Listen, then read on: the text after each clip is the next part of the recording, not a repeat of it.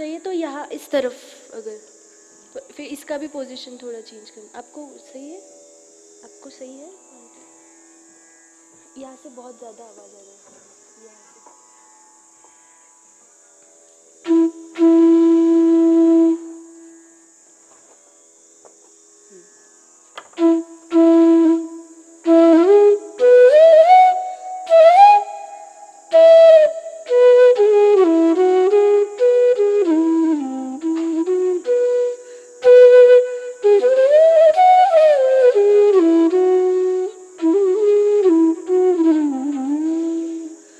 थोड़ा एक साथ देखते हैं। ओह सुर।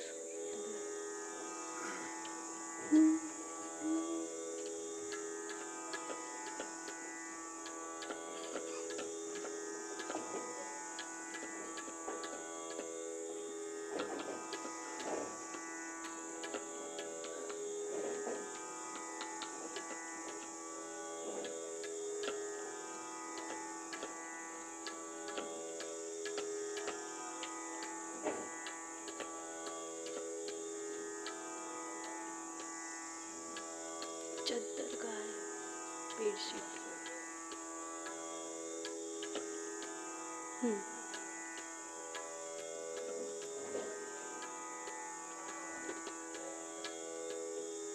कुछ तबला, तबला स्विच है, स्विच।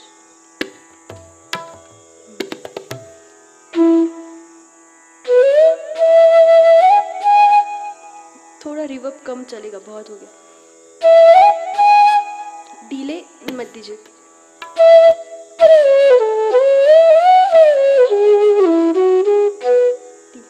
ठीक है।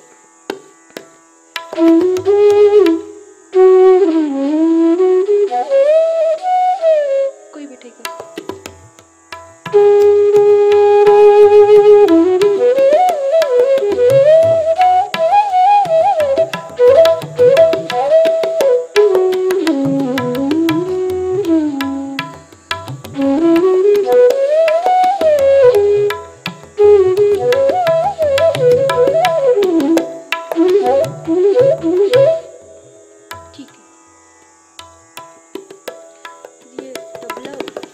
चढ़ रहा है क्या बाबा?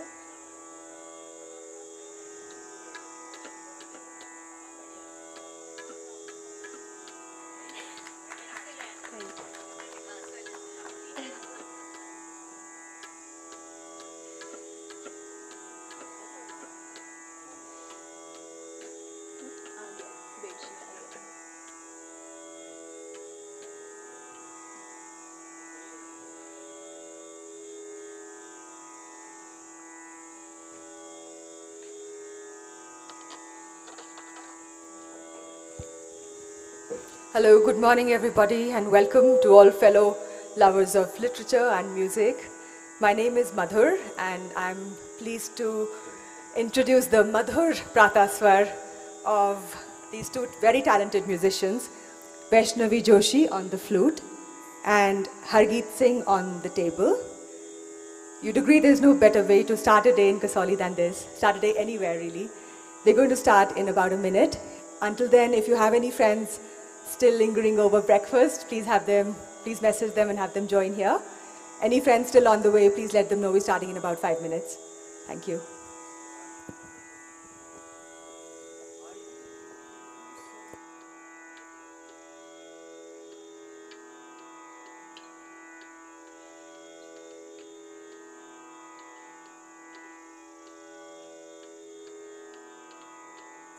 Did I by mistake say table instead of tabla? I apologize entirely. Clearly it was the tabla, it is the tabla. And thank you for pointing that out.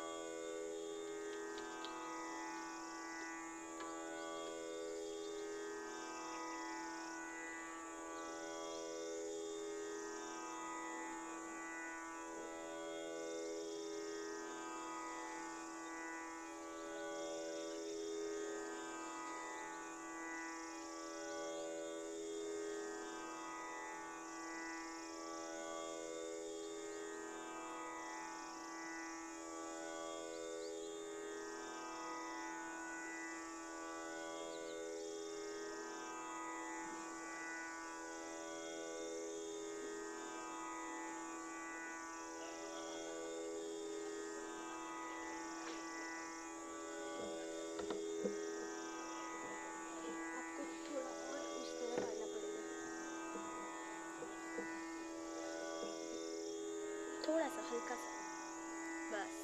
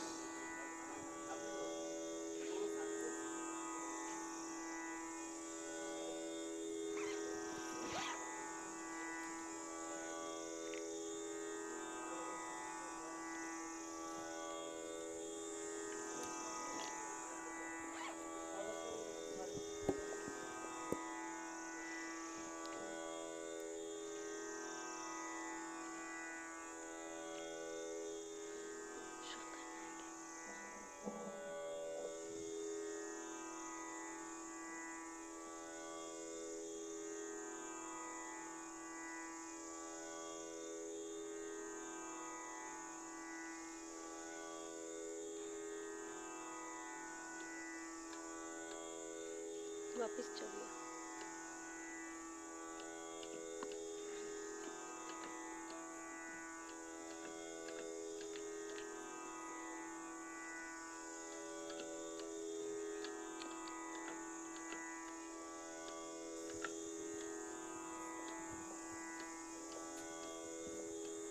Ladies and gentlemen, we're starting now. Let's give them a big hand, please.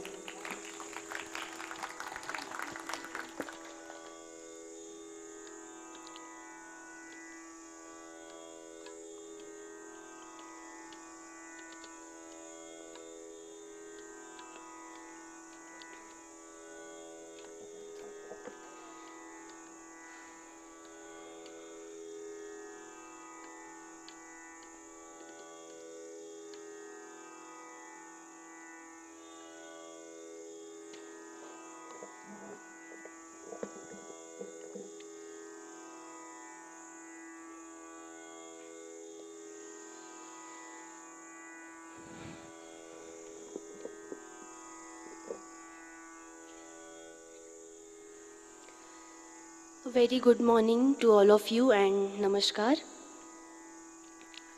सारे गुणीजन और गुरुजन सामने बैठे हैं। सबसे बड़े तो मेरे गुरुजी पद्म विभूषण पंडित हरिप्रसाद चौरसिया जी यहाँ बैठे हैं।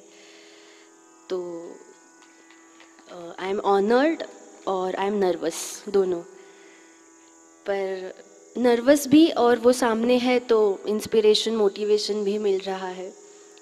और दो बातें हैं। कल गुरुजी का इंटरव्यू था इसी same stage, on the same stage, and Guruji said a thing that कल मेरी शिष्या बिटिया बजाने वाली है और आप सब बोलेंगे बहुत वाह वाह वाह वाह बहुत अच्छा बजाती है। तो अभी दो चीज़ें हैं, एक तो मेरी जिम्मेदारी बढ़ गई है और दूसरा आपकी भी, कि अभी गुरुजी ने बोला है तो आपको वाह वाह करना पड़ेगा अगर मैं जो भी बजाऊँ। तो मैं कोशिश करूँगी। गुरुजी सामने है, आप सब लोग बहुत रसिक प्रेमी हैं, कल से मैं देख रही हूँ। बहुत सारे अच्छे लोग हैं एकदम। मैं यहाँ बैठी थी ऑडियंस में, फिर भी बहुत सारे लोग मेरे से बातें कर और बहुत प्यार से सब एकदम अपना जैसे, एकदम जैसे मैं बेटी हूँ सबकी, ऐसे लग रहा था कल। तो बहुत घर जैसा माहौल लग रहा है। तो फिर भी स्टेज का एक नर्वसनेस तो है, फिर भी I will try my best. मेरे साथ हरगीत जी है। मैं इनसे पहली बार, हम एक दूसरे से पहली बार मिल रहे हैं, पर उनका बस ता सुना और अच्छा लग रहा है। सो आई होप हम दोनों एंजॉय करें खुद भी बजाते वक्त। उनके पापा जी भी आए हैं, प्रणाम उनको भी।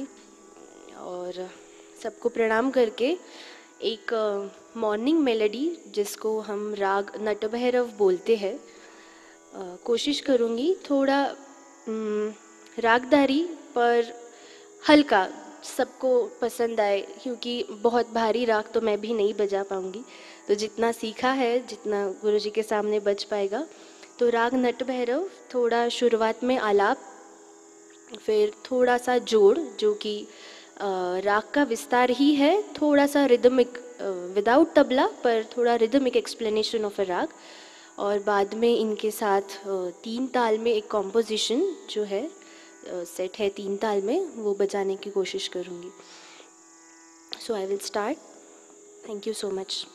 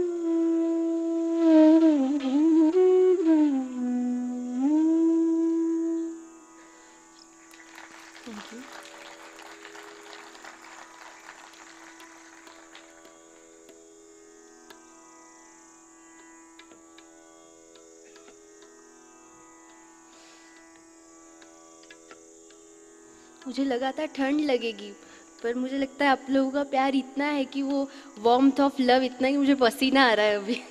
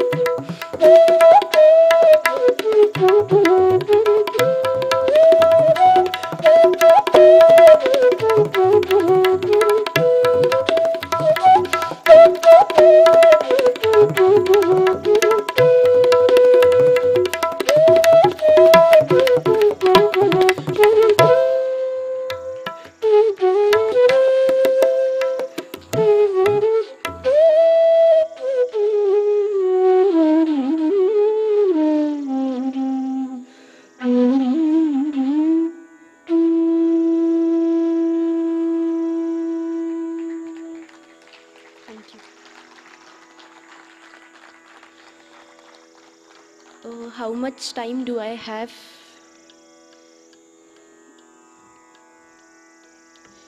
और थोड़ा सुन सकते हैं? 10 minutes? Okay. Thank you. सुन सकते हैं से सुन पाएंगे आप मुझे और थोड़ा सुबह का समय है और गुरुजी ने ये जो भजन है ये बहुत फेमस किया है उन्होंने, मतलब उनका बजाया हुआ ज़्यादा फेमस है rather than the original one. तो सुबह का समय है थोड़ा भक्तिमय, तो थोड़ा सा 5-7 मिनट्स थोड़ा भजन।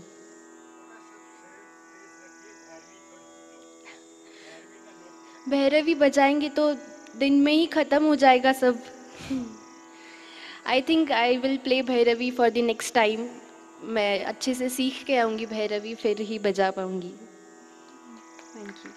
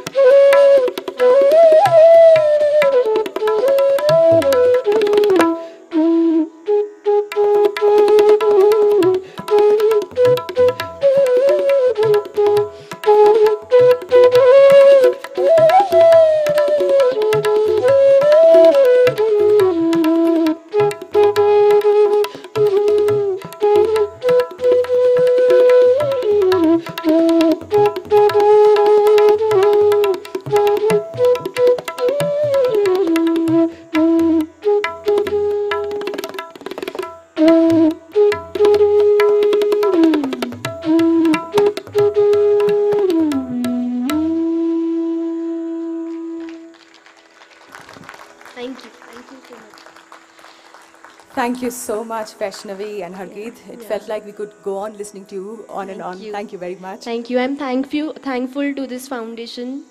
और ये लिटरेचर फेस्टिवल बहुत अच्छा कंसेप्ट है. मैंने बस सुना था अब तक, पर मैंने पहली बार देखा है. मुझे बहुत अच्छा लगा. और मुझे एक्चुअली लिटरेचर आर्ट, मतलब आर्ट में जो होते हैं उनको ये सब पसंद आता ही है. तो बहुत अच्छा लग रहा है और मैं बहुत शुक्रगुजार हूँ. और आप सबका कि आपने इतना अच्छे से साथ दिया मेरा. बहुत थैंक यू. और एक बार इनके लिए बहुत ज़ोरदार तालियां. Thank you so much. Thank you. Hello again to everybody, especially everyone who's just joined us. As you all know, the Khushwant Singh Literary Festival is a green festival. Ecology and conservation are subjects that are very close to Khushwant Singh's heart. And you'd be happy to know that we're taking a lot of steps to keep this festival green and eco-friendly. As some of you might have read in the material that comes with all the bags, we're recycling all of the plastic waste generated. Our beverage sponsor, Pepsi, is going to take everything back and recycle it, but we still request you all to reuse your plastic bottles, which you can refill at the refilling station there. We're also going to be planting trees in the name of all of the speakers, and not just in India, all over the world.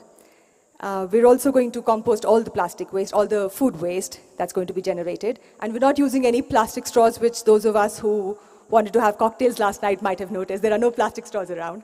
So let's all give each other and the festival a big hand for this beautiful initiative. Our next session features two authors. One of them is a household name in India and in many parts of the world, and the other is a well-known voice among BBC podcast listeners. We know which one of them is the tiger of the Sundarbans. And shall we look forward to... You can't hear me? Can you not hear me? Okay, all right. Okay, maybe I'll change where I'm standing. Is this better? Okay. And I'll go up on the stage, which I was trying to avoid doing. All right. So one of them is the tiger of the Sundarbans, and I can see him making his way here. Shall we look forward to a gladiatorial session, Paul Waters? Is Paul here? Yes. Welcome on the stage. Come. Okay. It'll all happen. Make your way here. Okay. Would you like to sit here in the meantime? Yeah.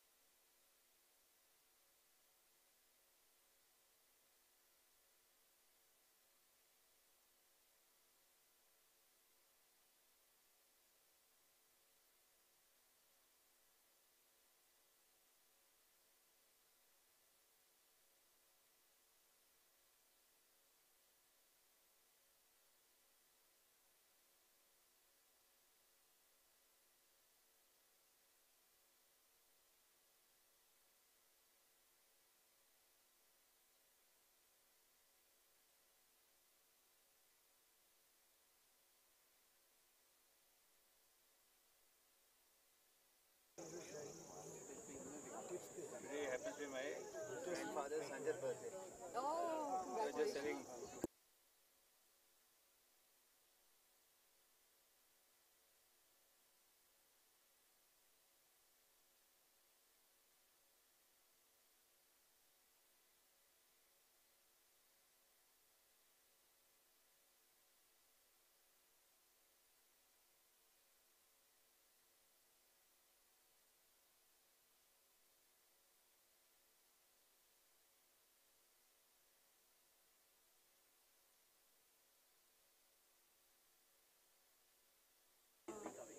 I was interested, yeah.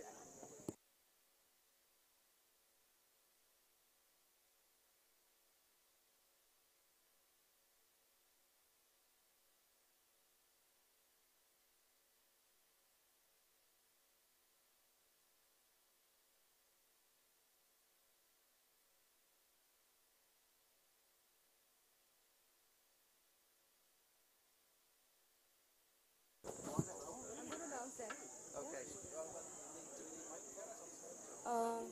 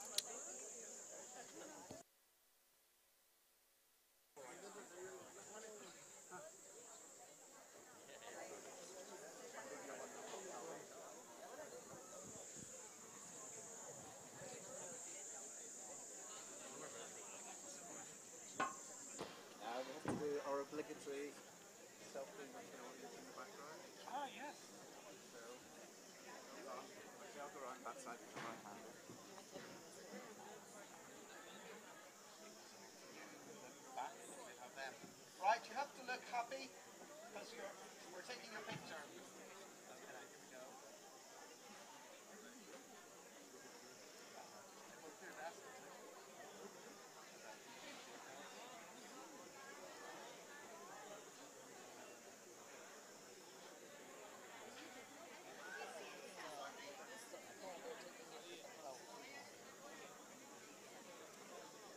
Hey, we have an audience.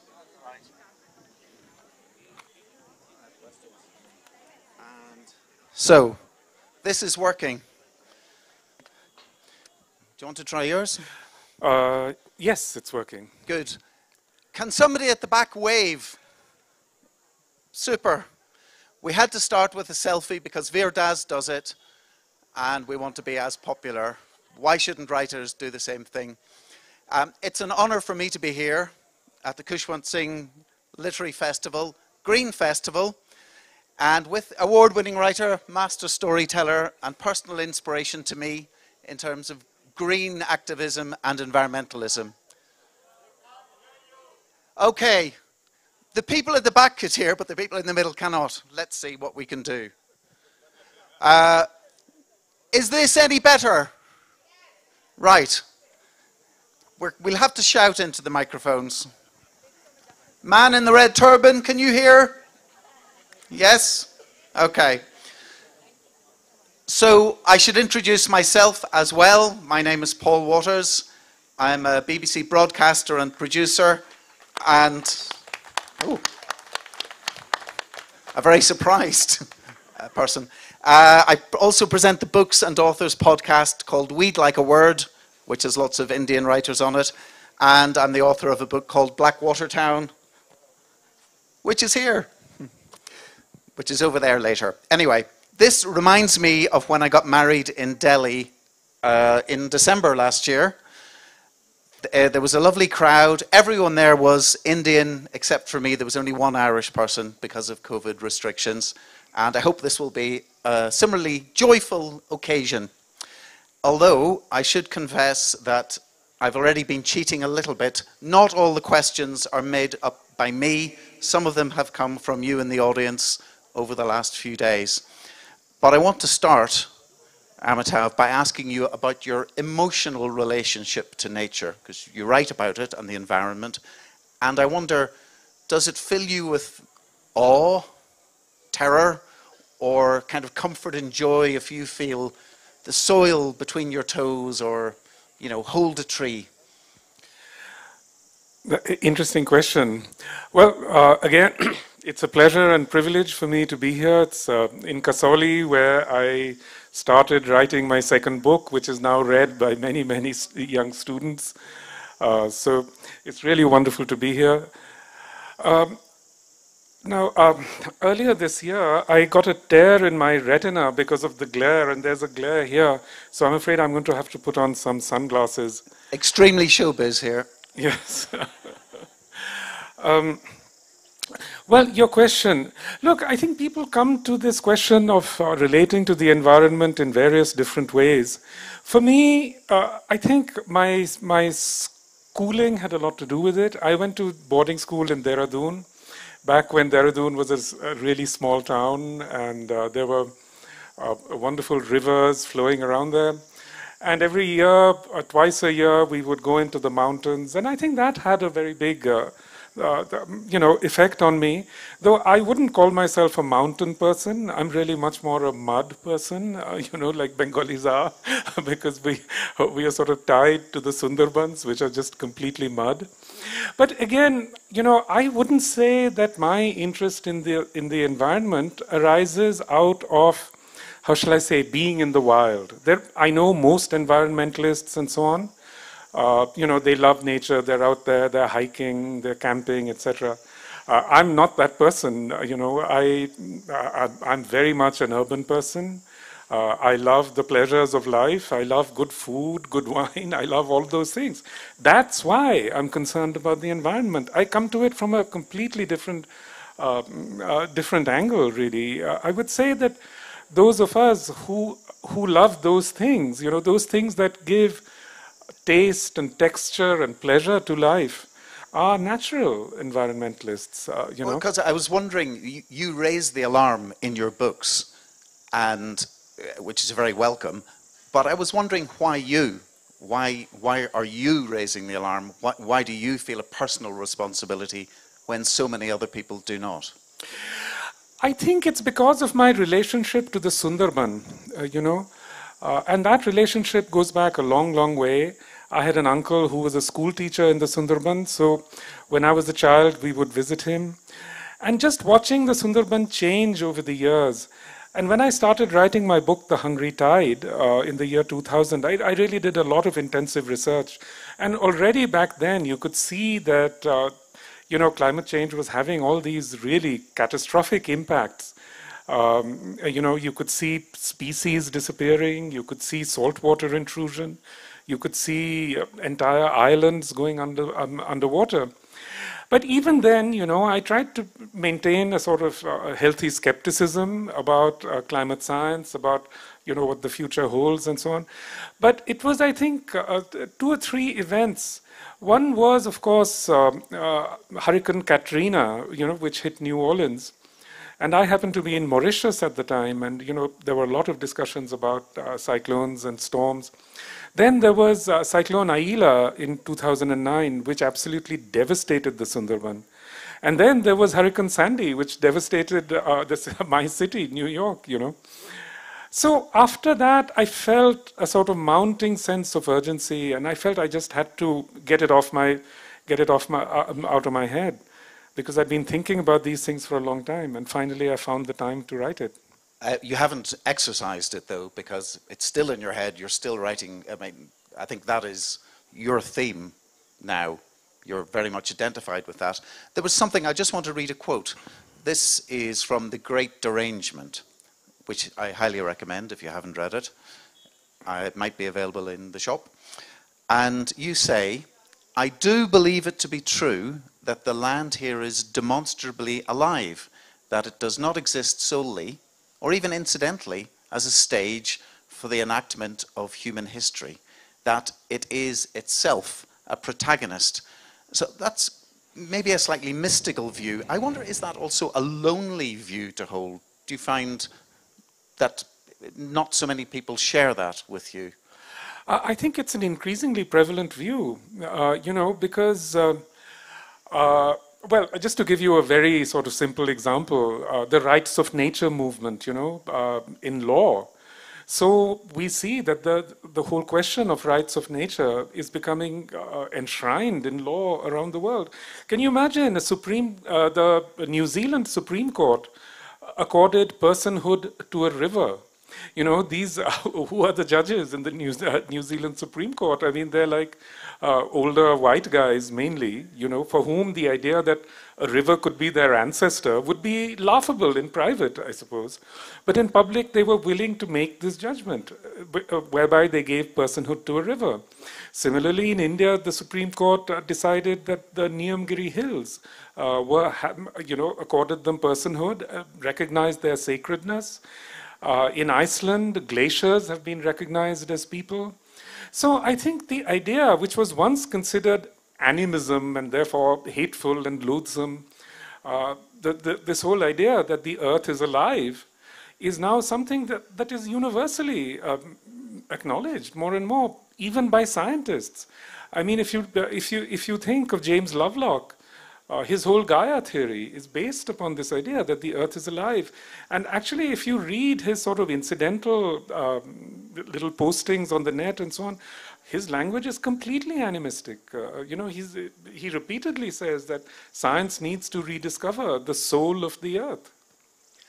I suppose you've just made me think about where I'm from in Ireland, and sometimes I guess we do the same thing, but we call it something different. We maybe think of supernatural fairies or little people. And so there might be a special bush or a tree, and a road they will not remove the tree if it's a special tree, but they'll divert the road if they're building a road. I know that happens in Iceland as well, or in the Isle of Man, if you're crossing certain bridges, you say hello to the fairies, you salute them. And those are, I guess, harmless, what we would call superstitions, but maybe they're also a way of acknowledging this other dimension, a little bit like what you're talking about. So it hasn't been completely lost in Europe and the West either. Absolutely. I mean, these ideas existed everywhere, and they still exist. Any people who actually live close to the land, farmers, whether they're in Europe or elsewhere, understand that certain trees have a certain kind of spirit, that the land has a certain kind of way of inserting itself into your doings and practices. And as you say, in Europe too, this was widely recognized. Yet, in this era, from the 17th century onwards, European colonialists, who were all elite men, really, they went around the world literally trying to erase these beliefs, Okay. I want to ask you about that. So you talk about something called terraforming, yeah, which sounds like something from science fiction. and I guess it often is, and about how to settle a new planet for human occupation. But you talk about it as a way of waging war on our own planet and the animals and the plants that live there. Can you talk a little bit about terraforming? I think it's an interesting concept. Yeah, so the word terraforming was first used in the 1960s by a very obscure American science fiction writer. But in fact, the whole idea is completely borrowed from the colonial experience. H.G. Wells, his War of the Worlds is founded upon this idea that an alien species will come to Earth and adapt it for their use. But H.G. Wells took his idea from Tasmania and the extermination of the indigenous peoples of Tasmania. So, it's in fact, from the 17th century onwards, as Europeans began to spread around the world, they began remaking the earth in the image of their own native lands. So, for example, in North America, they drained the swamps, they deforested the land, and most of all, they introduced alien fauna. Cows, most of all, which completely devastated the indigenous populations. So this way of remaking the land was, in fact, completely political. It was intended to destroy native peoples. It was a way of making war, in fact. I think that's an important point. So we often think that we're careless with nature or we neglect nature, but this is more like a conscious act of waging war on nature. Yeah, it was the weaponization of nature. And, that continued into the 1960s and 70s, very close to here, when they remade, with American aid from the World Bank and so on, they completely remade the Punjab, Punjabi Pakistan. They remade that entire landscape with dams, with canals, and that's one of the reasons why you have this devastating flood there now. You can't take away, the colonial interventions and neo-colonial interventions in the landscape from the environmental disasters that are unfolding all around us. I want to bring in a question from somebody in the audience. Let me just see. Yeah, so Madhushankar Iyer was saying that as some of the doomsday scenarios have not yet come completely true, should we soften the message of doom so that we reach the unconverted? And I have an extra question for that. So I stood for the Green Party in England for the district council, did quite well, got twice as many votes as the Liberal Democrats, 3 times as many as the Labour Party, but sadly half as many as the Conservative Party, so did not win. But I wonder, are we going about things wrong in trying to communicate these things? They're urgent messages, important messages, but somehow maybe we're not going about it the right way to get through to people. Look, I know that among my climate scientists friends and my activists friends, they often think this is about communication, and about messaging and so on. In the first place, I don't think you can have a single message about climate change or about the planetary crisis in general. This is the most serious crisis that we as a species have ever faced. We have never before faced a collective challenge as a species before. But now we are doing that. As a species, as Homo sapiens, we are facing this existential crisis. How can you expect there to be just one message? There can't be. There's going to be 1,000 messages. There should be 1,000,000 messages. Everybody should approach it in their own way. I'm not going to sit there and say writers must write about this only in this way and in no other way. And I think actually my scientist friends are making a mistake there. Secondly, it is not a communications problem. The really terrifying thing is that everybody knows. Everybody knows what's happening. When they choose to ignore it, that is something completely political. They are choosing a political stance. It's not because they don't know. Do you think Donald Trump didn't know about climate change? Then why is he insuring all his properties? Why is he building these walls? Of course he knows. Everybody knows. There's nobody today in the planet who doesn't know. I've traveled in the remote wildernesses of Indonesia asking people. They know. Fishermen know, farmers know, everybody knows. Well, maybe that's back to front, and of course they know, but the people with power don't seem to get it, or else maybe they feel they've built a big enough ark for themselves, and they're not too worried about everyone else being swept away. Look, it's not that they're not responding to climate change. It's just that they're not responding in the ways that we might think of as ethical. What they're really waiting for, let's face it, the Western elites and global elites, including Indian elites, they're basically waiting for what they now disguisedly call a Malthusian correction. They're waiting for billions of people to die. It's a completely exterminationist policy, and it's completely wrong-headed, because they think, elites think, that only the poor will be affected. They are completely wrong. But yet they're persisting in this policy because they think that they will not be affected. They think other people will pay the price. So what we have is this global game of chicken where people are just trying to stare each other down, Well, you mentioned writers, and as we're writers, and this is a literary festival, let's talk about the role of writers. Now, again, in The Great Derangement, you lament that writers of fiction rarely deal with climate change. So non-fiction writers do it, and you talk about Arundhati Roy and Paul Kingsnorth, but they don't do it in their fiction. And also, on that note, I want to bring in somebody else. Gershom Sher Singh wants to ask, he says, fiction is a more powerful way to tell harsh truths, and historical fiction can be more intense and impactful than straightforward history. And fiction is more user-friendly, he says. So I suppose, are fiction writers falling down on the job by not writing more about our climate emergency? And if so, why do you think that is? It's not that fiction writers aren't writing about what's happening. They are. Many fiction writers. I mean, I can tell you, I get like 2 manuscripts sent to me every day, by email. And they always say, oh, your books inspired me, so here is my book. Now you have to read it. And of course, I can't. I mean, how can anyone keep up?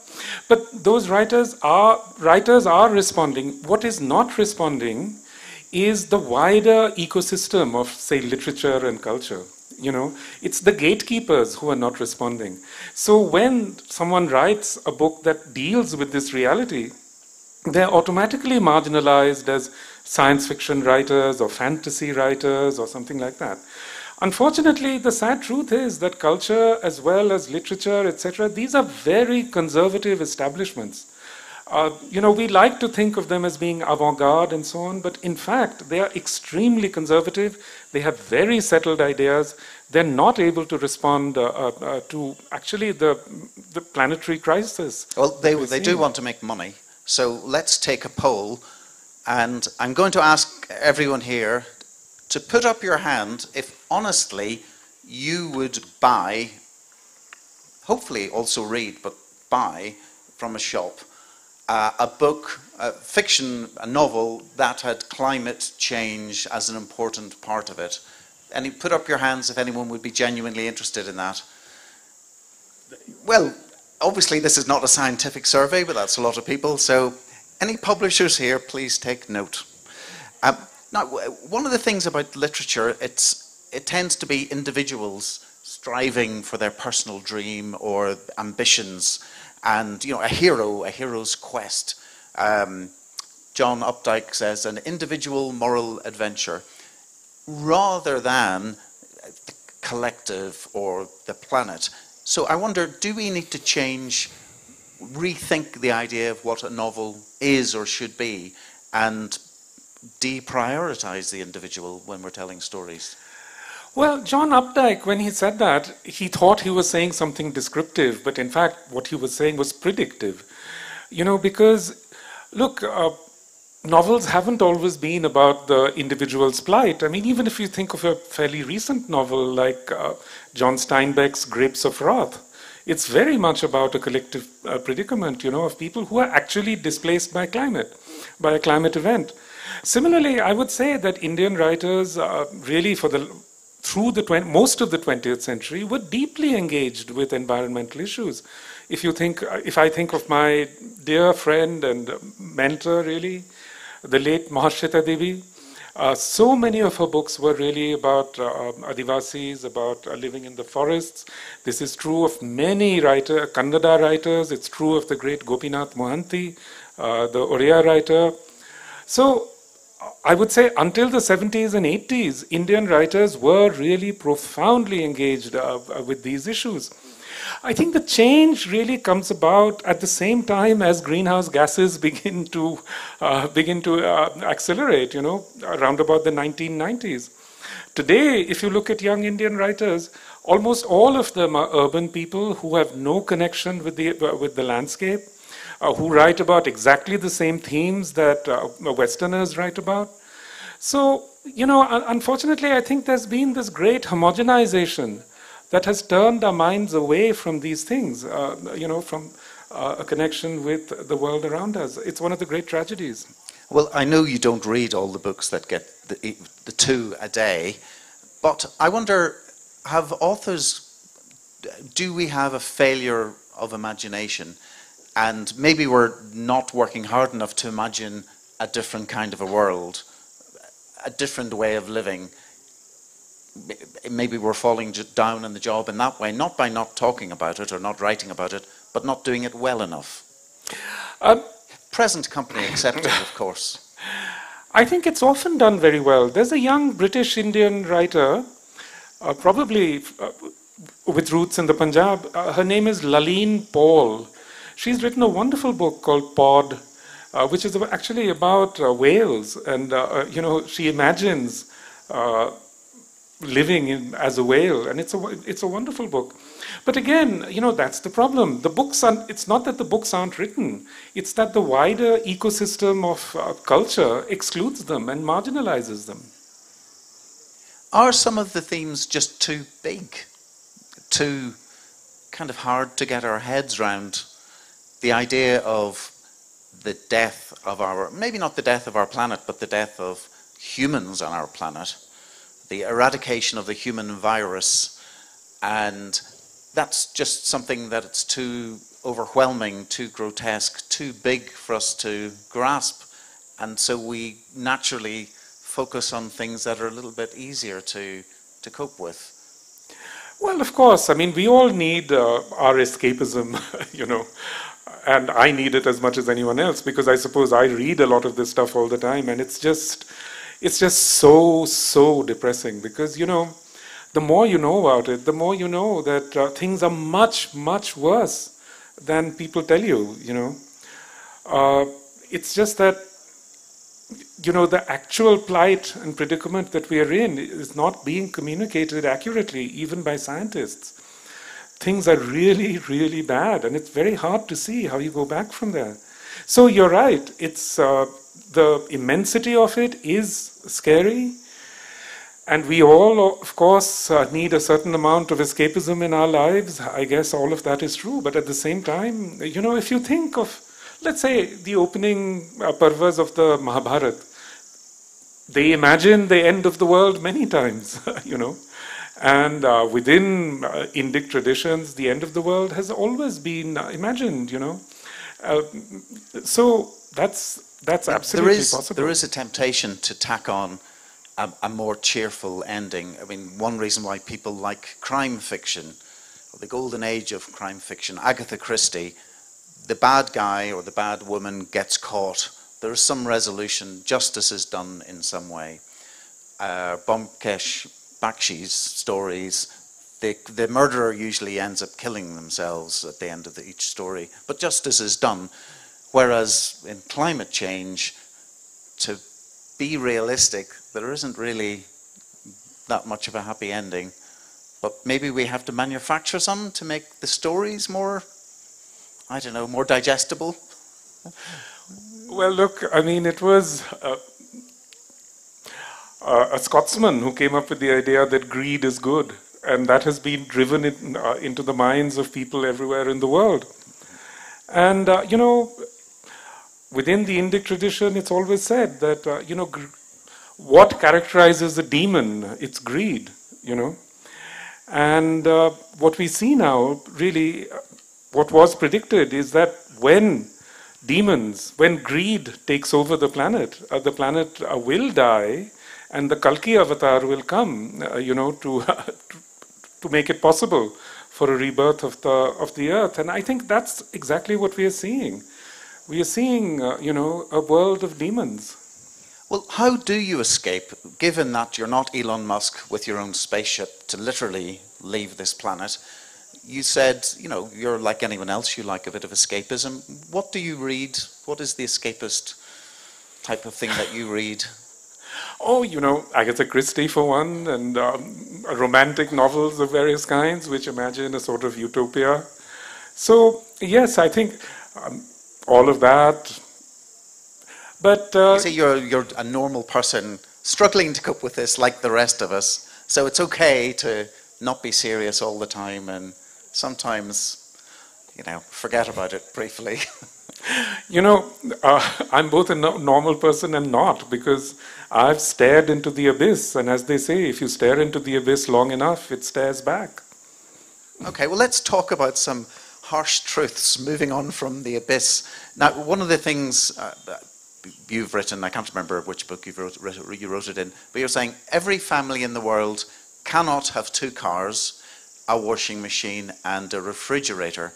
Not because of any technical or economic limitation, but because humanity would asphyxiate in the process. So I imagine most of us here have that sort of thing, but we're basically saying to lots of other people, we have it, but I'm afraid you can't have it. Actually, nobody is saying that. What's being said? I mean, if you look at all the advertising slogans that are everywhere, if you look at all the billboards, is that you too must have it. But of course, that's the thing. We all have to think about how we can shrink our footprints in one way or the other. And I'm sure everyone here does give that some thought. But actually, this is not a problem that can be reduced to individual consumption or individual tastes or whatever. We have to remember that institutional changes are what is needed. I mean, if it is the case that something between 20 and 40% of greenhouse gas emissions are defense-related, how can any of us change that individually? We have to see, I think the first most important thing in the move that the world can make in that direction is demilitarization. And I don't see that happening. If anything, we are seeing remilitarization and accelerated militarization. Yes, that's one of the consequences of the Russian invasion, the latest Russian invasion of Ukraine. But you also talked about personal responsibility. So I'm sure many of you are familiar with the phrase, be the change you want to see. And that's a good way to live. However, you think that is actually a distraction and a way of diverting oneself or diverting other people from effective collective action, which is the only thing that will make any difference. So I was interested in that, the idea that a positive sounding motto for life could actually be having the reverse effect. Yeah, I think it's a very depoliticizing idea, this idea of be the change you want to be, that it's all up to you. And actually, these ideas were heavily promoted by big energy corporations, especially BP, poured $1 billion into promoting this idea that it's your responsibility, that it's all up to you, it's all up to your individual choices. And they did it for a reason, because they didn't want regulation, And that's something that goes back a very long way in the history of the West. We are not suggesting, therefore, don't care. Do what you like, but maybe keep doing the good things that you're doing. But what we need is some sort of organization. I'll come back to that when we'll get to solutions shortly. Solutions ? Maybe is a more accurate way of describing it. But one of the other, so I like this idea of harsh truths and things that maybe we don't like to hear. And one of the things you said was that imperialism, as well as causing untold problems, maybe we have imperialism to thank for delaying global warming, because it delayed the industrialization of Asia, India included. That's all changing. Emissions are accelerating, global warming is accelerating. So maybe we have to thank all those old imperialists who held back progress in Asia.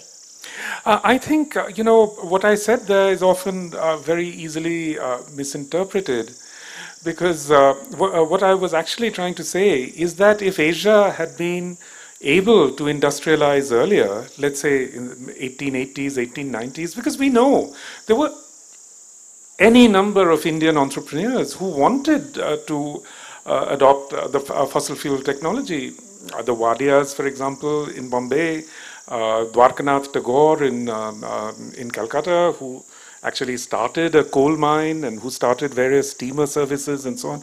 So they were all very keen, actually, to adopt fossil fuels, but they were literally prevented from doing so by various legal and financial mechanisms. So suppose, after all, it's not that the Industrial Revolution could not happen elsewhere. No, I know it could have done. That's why I'm saying maybe in a roundabout way, through gritted teeth, we could maybe give them some credit for preventing it. No, not at all. It's exactly the opposite. If it had happened earlier in India, suppose India and China in the 1880s, 1890s, the effects of fossil fuel emissions, of greenhouse gas emissions, would have become apparent much earlier. We would have been able to change our ways much earlier. At a time, let's say in the 1910s and 1920s, when humanity was much less dependent on fossil fuels, because the technology existed. The earliest cars were, in fact, electric cars. The earliest transportation systems were electric. These were pushed out because everybody thought, this is great, we can just keep using petrol, or we can just keep using coal and gas. But if it had become clear earlier, the whole world would have been able to adapt. Now it's become almost impossible to change direction. So, in a sense, the inequalities imposed by imperialism are actually completely responsible for creating this crisis in its present form. Well, I had a go, didn't win that one. But what about, should we be thanking China for its one-child policy, for inhibiting population growth, again, delaying global warming, and in fact, should we all be taking on a similar policy now? I know China no longer has it, but should we be following their good example for our future as a species? There can be no doubt in my mind, certainly, that the greatest contribution that any country has ever made towards cutting greenhouse gases is China's one-child policy. Because the one-child policy disproportionately applied to middle-class people and to urban people. And, if we think that of adding another 350 million people to the global population, and being middle class and urban, these would have been very high consuming, high emitting people. It would have been an even greater disaster for the world. So there can be no doubt. I find it so strange that, Westerners who are constantly talking about, demography, it's all those Bangladeshis out there who are creating this problem. They never mention China. They never mentioned this whole thing that was done by China. And you should have no doubt about it. I've been in China, talked to lots of people, and that policy was completely understood. It was embraced by everyone. Everybody knew that it was a necessary policy.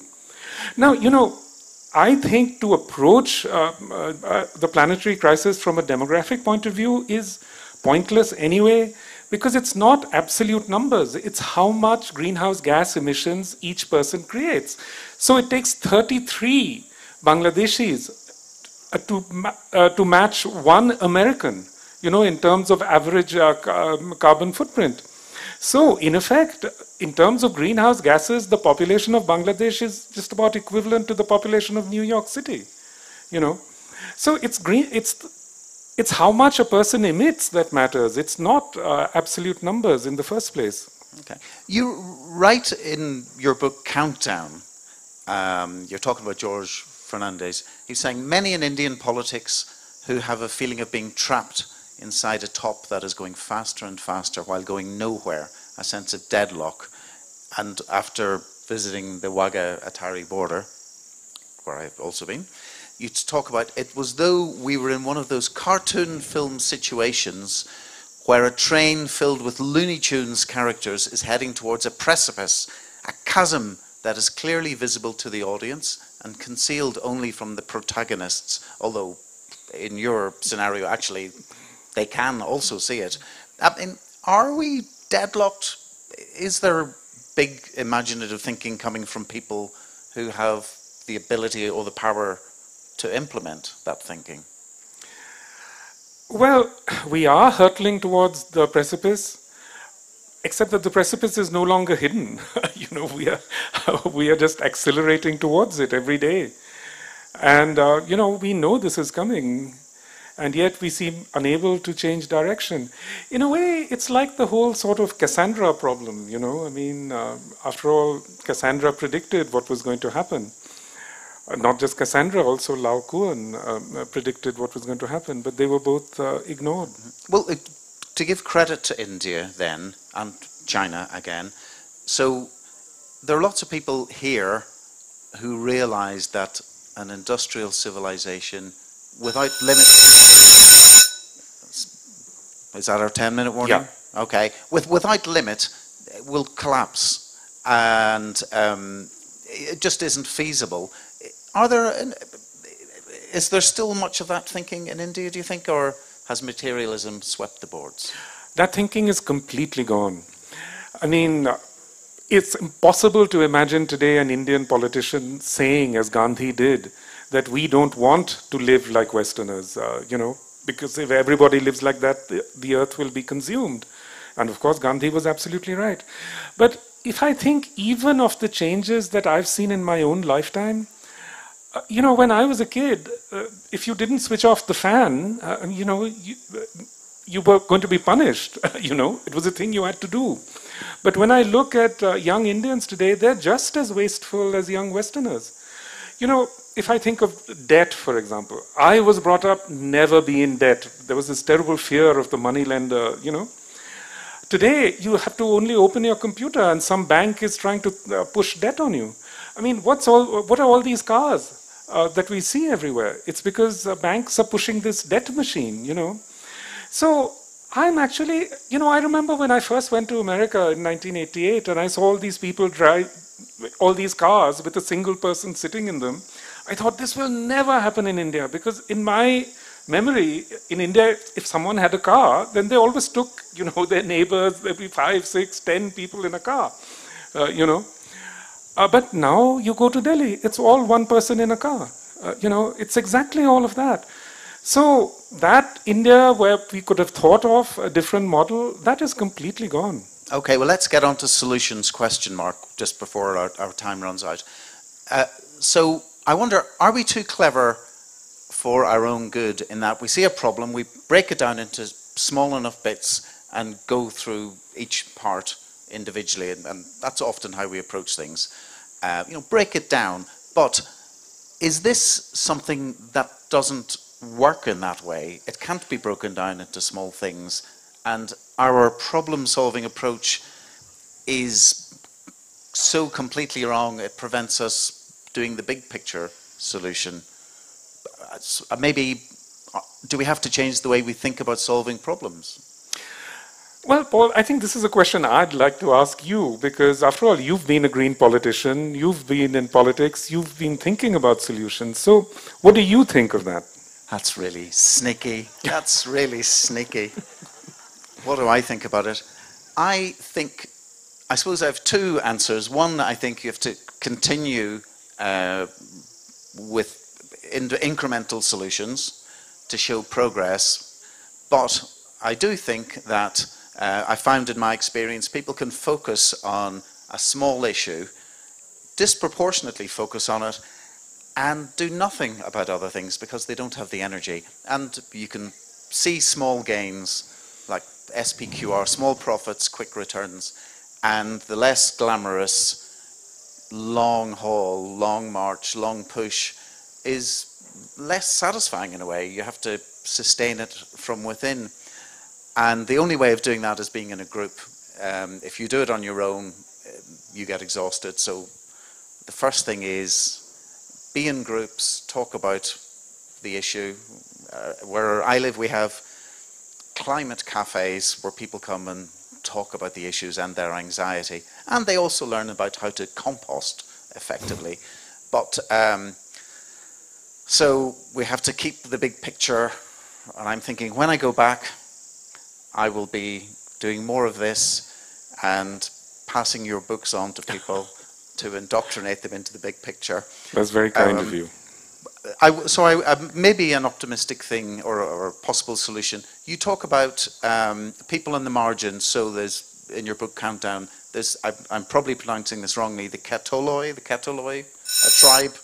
So they were forbidden, they were near India's nuclear tests, the site. They were forbidden from eating, from killing animals or felling trees, and they thought of themselves as the world's first conservationists.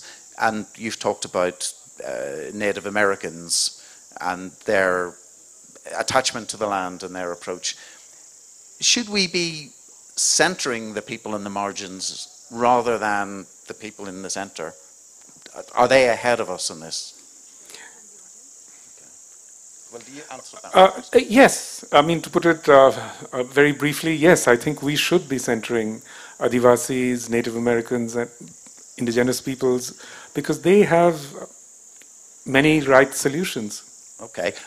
Is there anyone who came here on the train who has a question?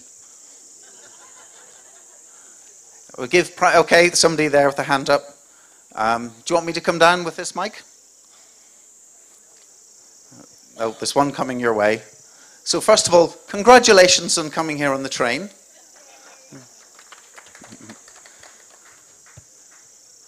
And we're intrigued.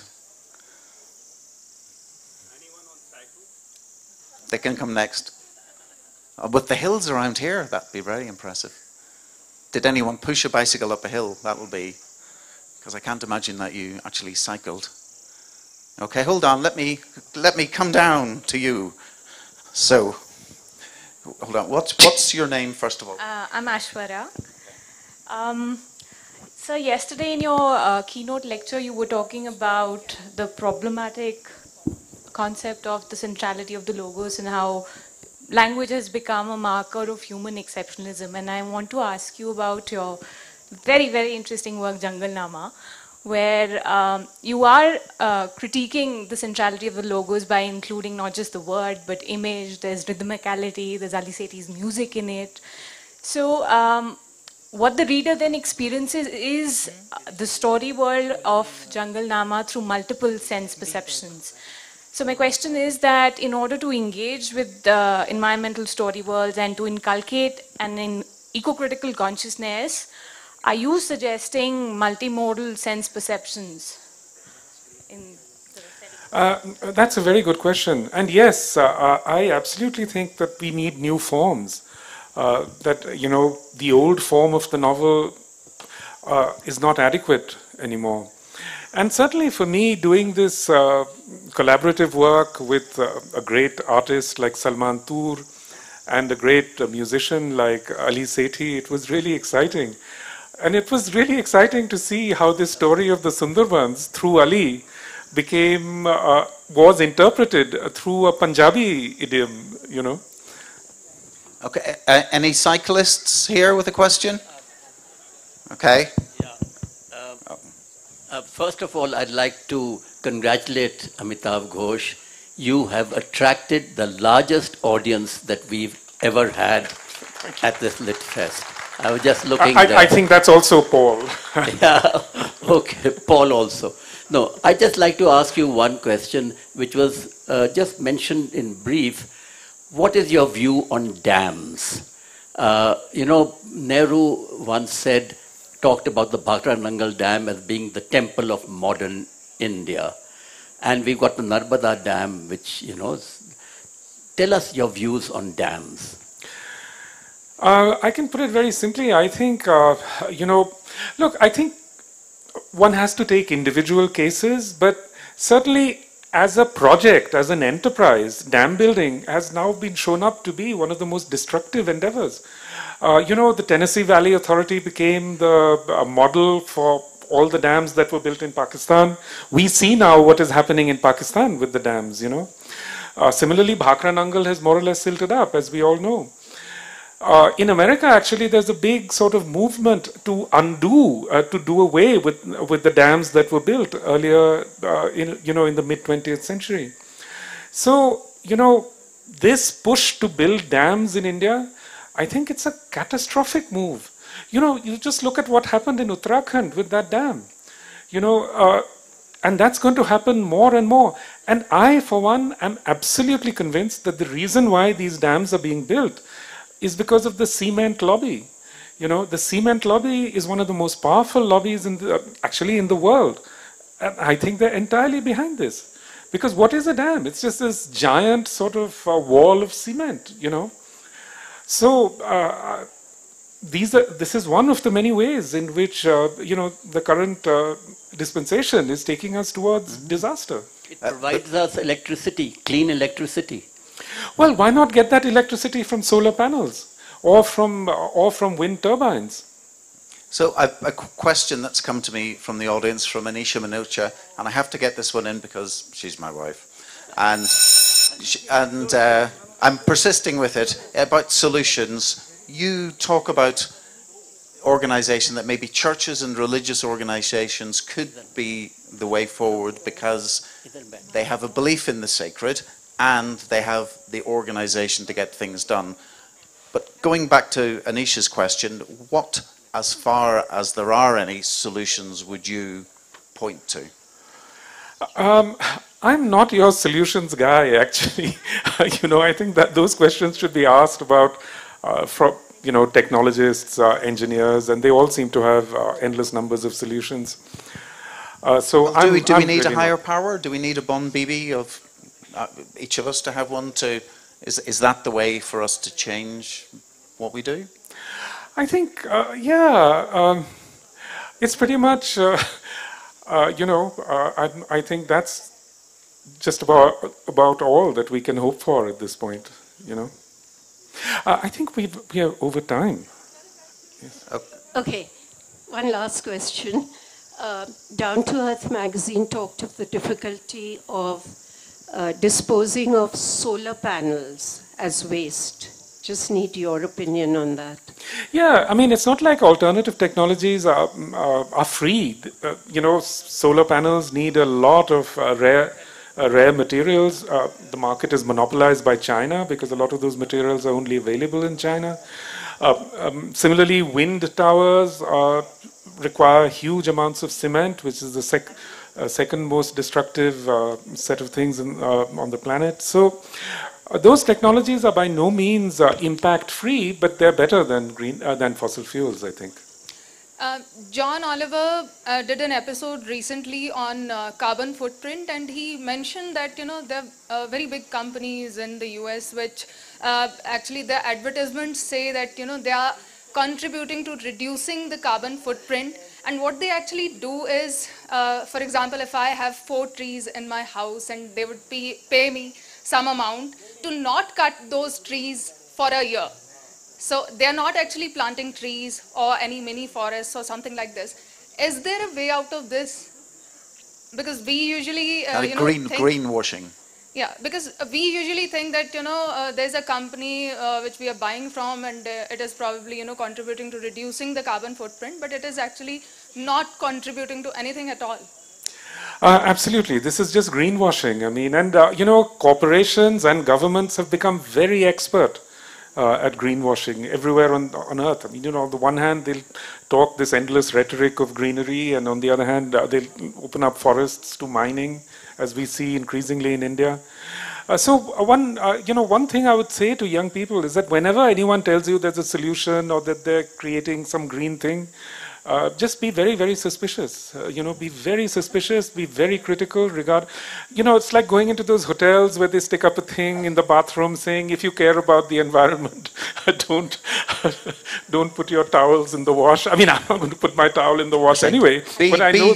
Be suspicious. I know the reason they're putting up this sign is it has nothing to do with ecological thinking. Okay, one more short question and short answer. Yeah, I'm so sorry, but like basically the China thing, you were like the one-child policy it worked out and it was good, and it just makes me wonder, like, authoritative totalitarian measures, is that the answer then?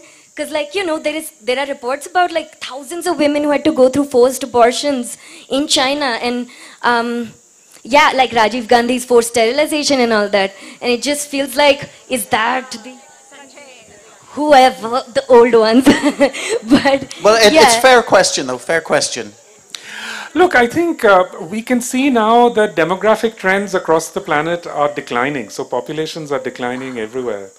I don't think you necessarily need... it's very hard to say. Look, I think of the countries that are responding best to these challenges, one is authoritarian, Singapore. Another is democratic, like Holland or Denmark. So there are many paths. Right, last question from me. The one thing as writers that we have ignored, the elephant in the room. So there's a book I know you like by Annie Proulx called Bark Skins, and she talks about the ravaging of the virgin forest in what's now Canada, and you talk about terraforming. Books, a lot of trees are turned into paper to make books. Do we need fewer books? And I'm hoping you're going to say no. Well, I read mainly on my e-readers now, so. Okay, well that's the answer. Thank you very much. Thank you very much, Amitav Ghosh. Thank you for the questions. Thank you, everyone. Thank you for your great questions, Paul. Thank you. Thank you, Paul and Amitav. I have a quick announcement to make. There is a silver eco spot outside that has been besieged by monkeys. The number is C801BU7194. A silver eco spot. The owners, please make your way out and remedy the situation.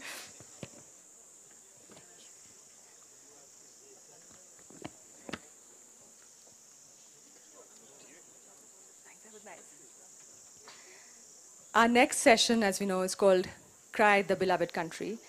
I have been a journalist for more than 20 years, but never before have I felt so deeply, personally wounded by what we read in the news and the events unfolding around us. I've met many people who... Yes, Mahua is here, the star. We're all familiar with the case of Bilkis Bano, and our next session will discuss how it is that we got here, and hopefully discuss some solutions to how we can together get out of it. It's my pleasure to introduce Mahua Moitra, whose feisty, concise, passionate interjections in Parliament we're all very familiar with. Also with us today is Revati Lal, a journalist who has dedicated her life to building bridges across communities. In conversation with them is Samar Harlankar, veteran journalist who's had a storied career. He is currently editing Article 14, which continues to fearlessly cover human rights and constitutional law matters, despite the changing environment in the country. Samar, over to you, and you can take this mic.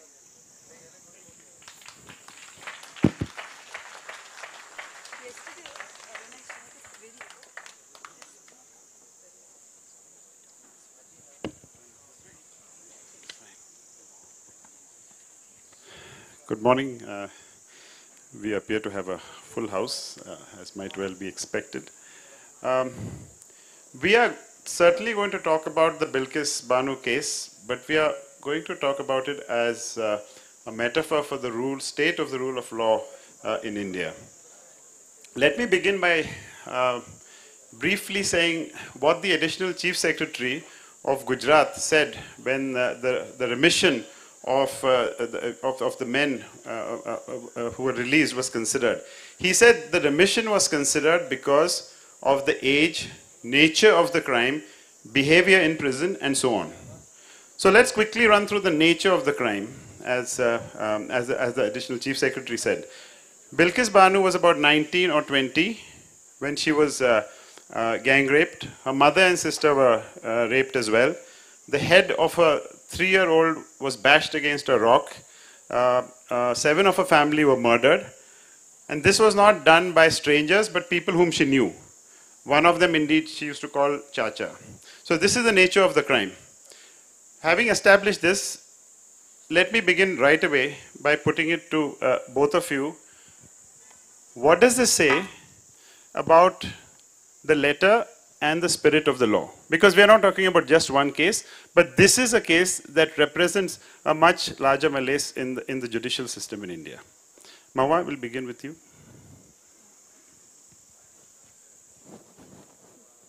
There's one.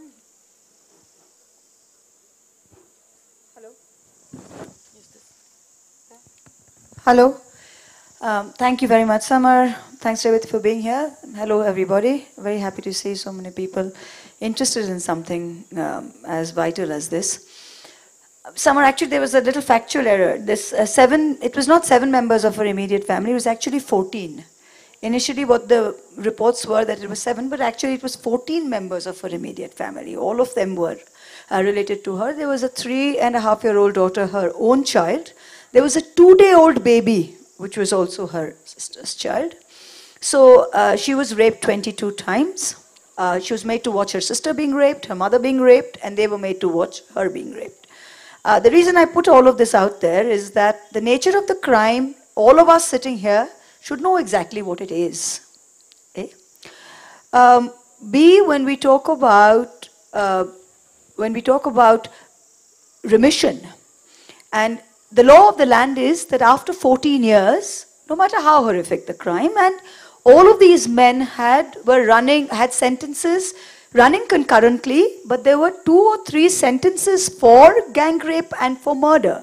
Each man was convicted of murder, of gang rape, of more than one person. Okay? So that was the nature of the crime, that was the nature of the conviction.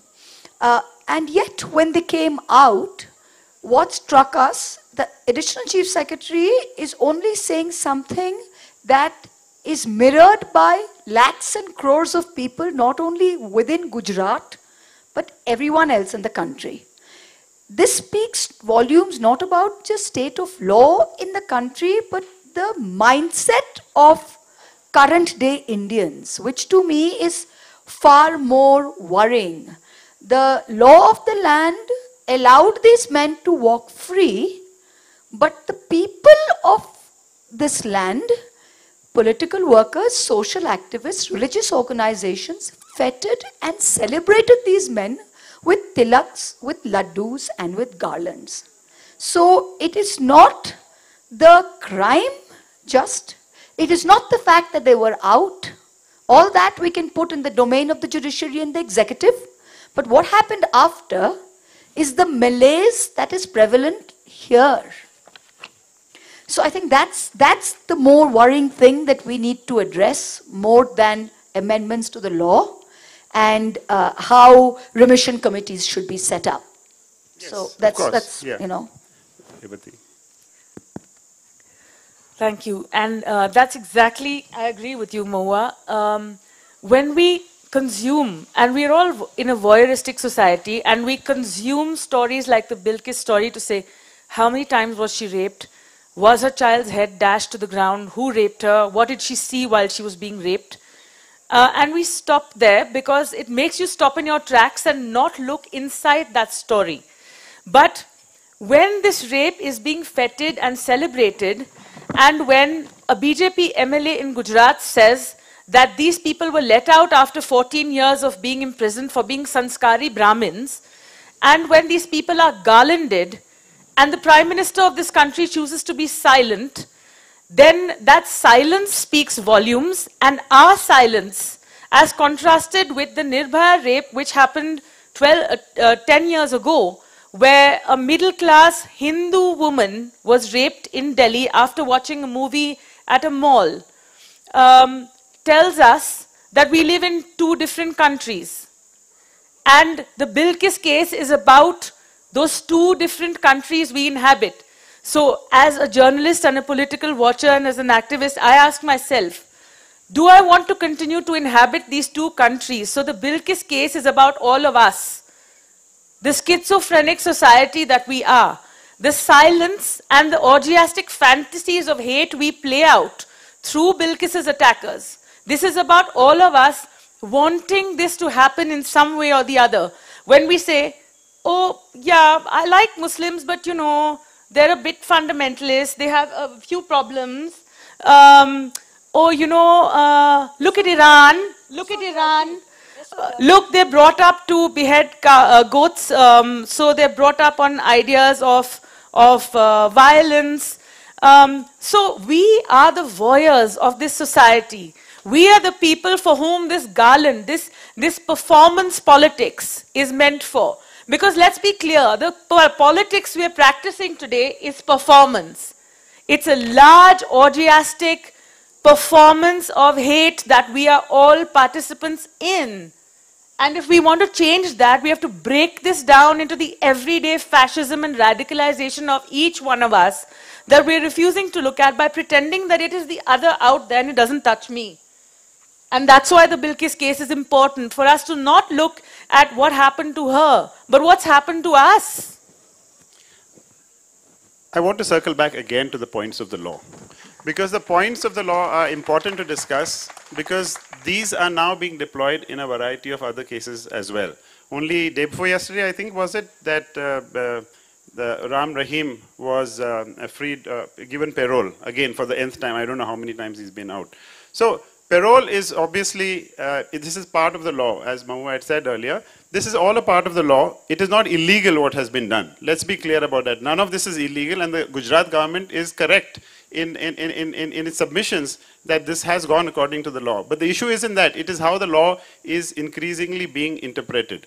There are so many, only yesterday, in fact, the Solicitor General went to rush to the Supreme Court, in fact, to try to keep in prison Professor G.N. Sai Baba, who had been given a life term for supporting, being a Maoist and supporting Maoists. He was freed by the Bombay High Court. And instantly the Solicitor General went within 24 hours to the Supreme Court to say that this must be stopped and this case must be heard here and now.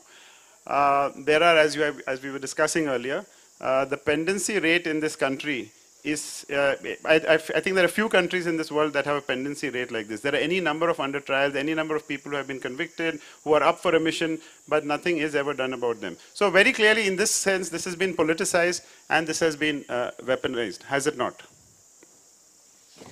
Well, of course it has, but if we look back, we dial back to the Gujarat riots of 2002, we dial back to the lynchings that have happened all across the country in the run-up to the 2014 elections, and the lynchings beginning in Dadri in Uttar Pradesh, where the attackers have been freed, also garlanded.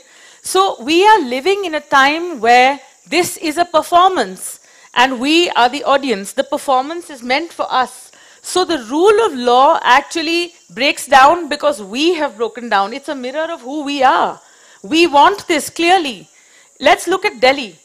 In Delhi, if we say that, okay, they threw out a BJP government and that somehow this sort of politics is represented in a loose way by the BJP, then they brought in an Aam Aadmi party which has exactly the same kind of tendencies and did nothing 14 days after they were brought to power to go and prevent the lynch mobs out in the street, attacking Muslims in West Delhi.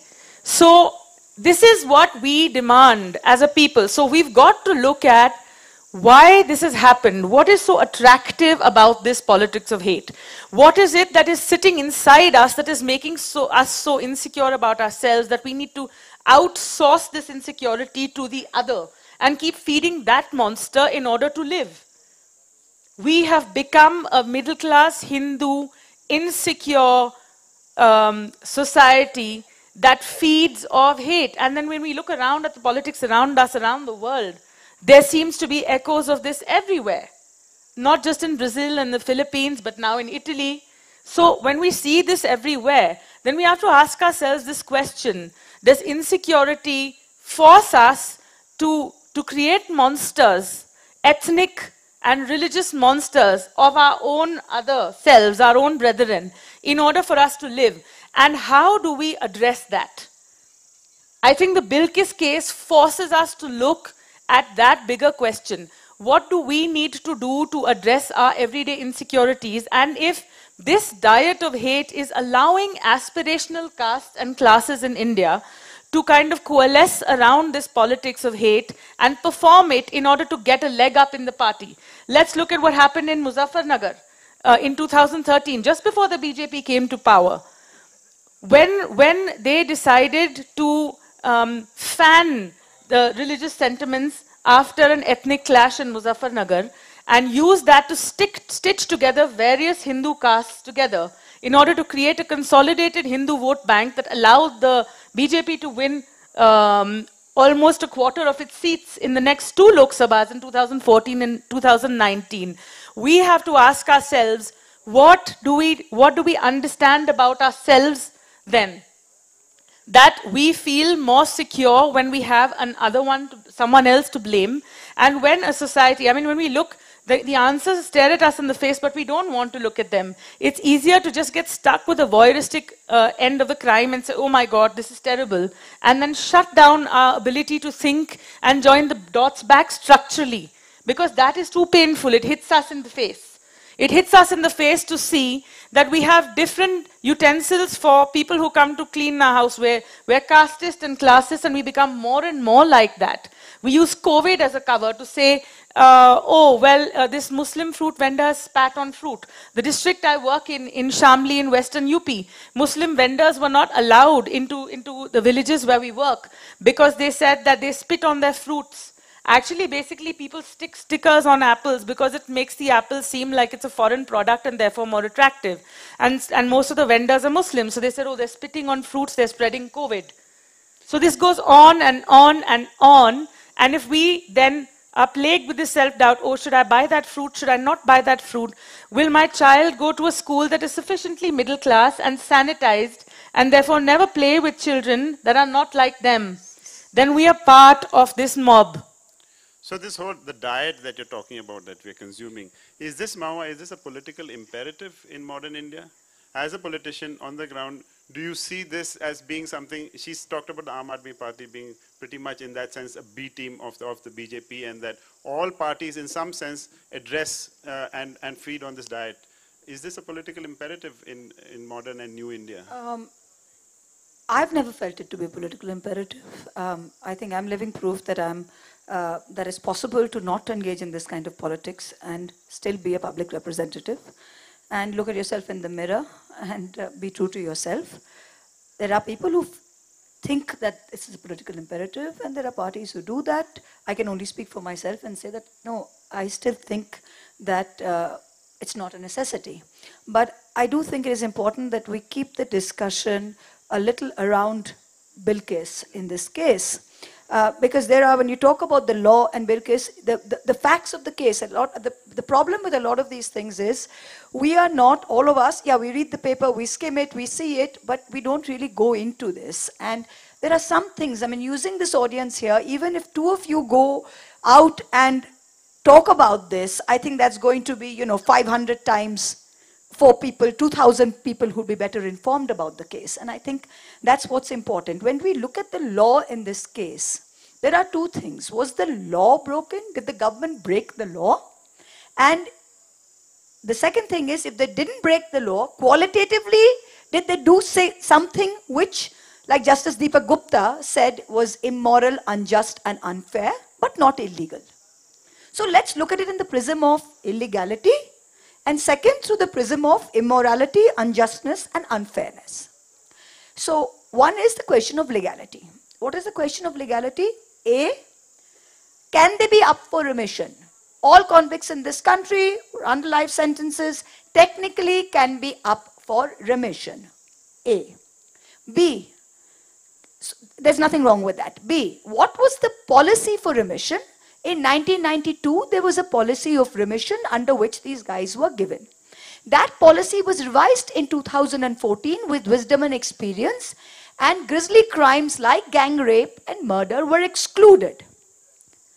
Now, criminal law has no retrospective effect. This crime took place in 2002. So technically, the government was not wrong in applying the 1992 case.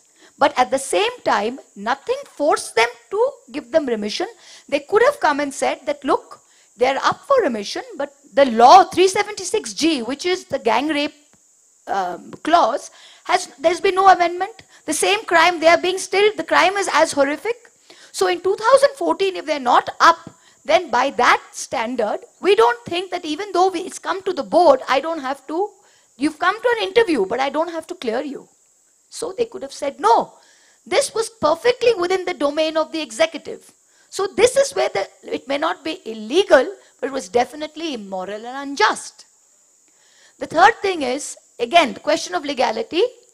This was tried under a CBI court.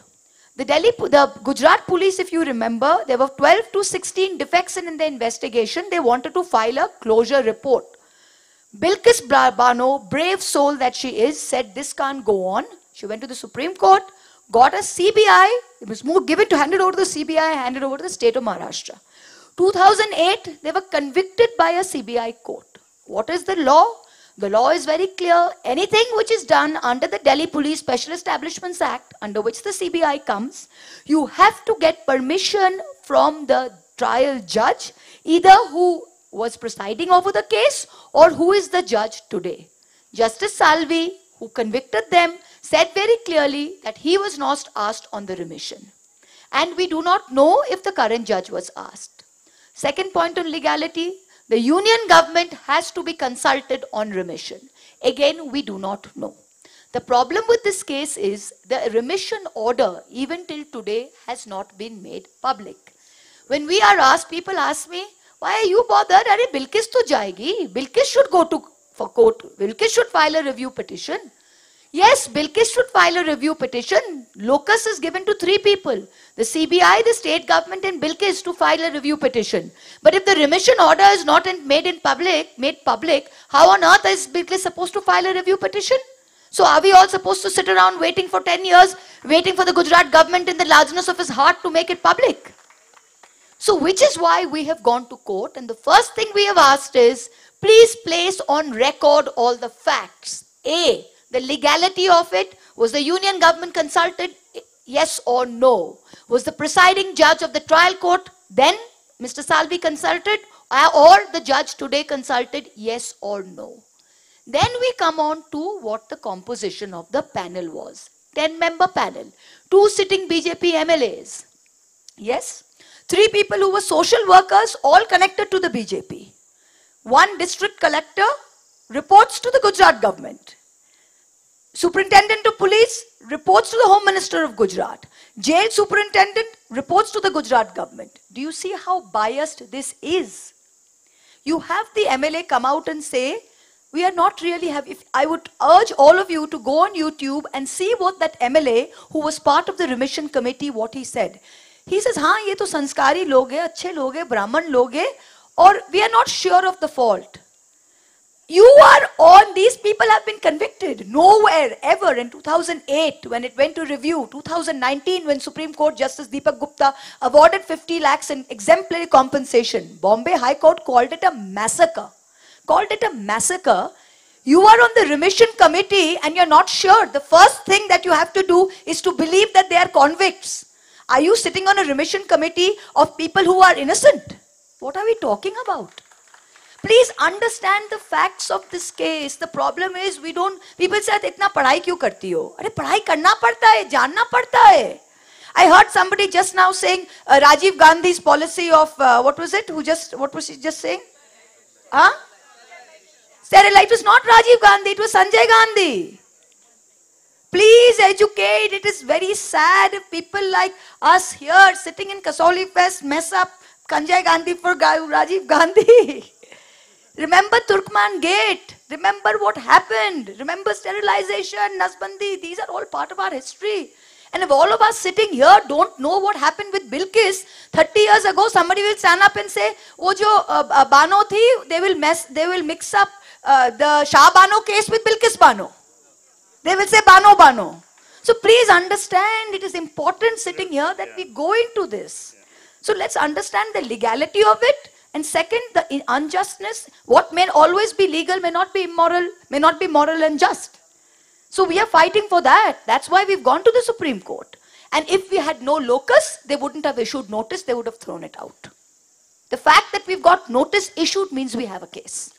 So for those of you all who do not know, both Sorry, very long answer. No, I'm very glad you gave that answer because it was very important and very required.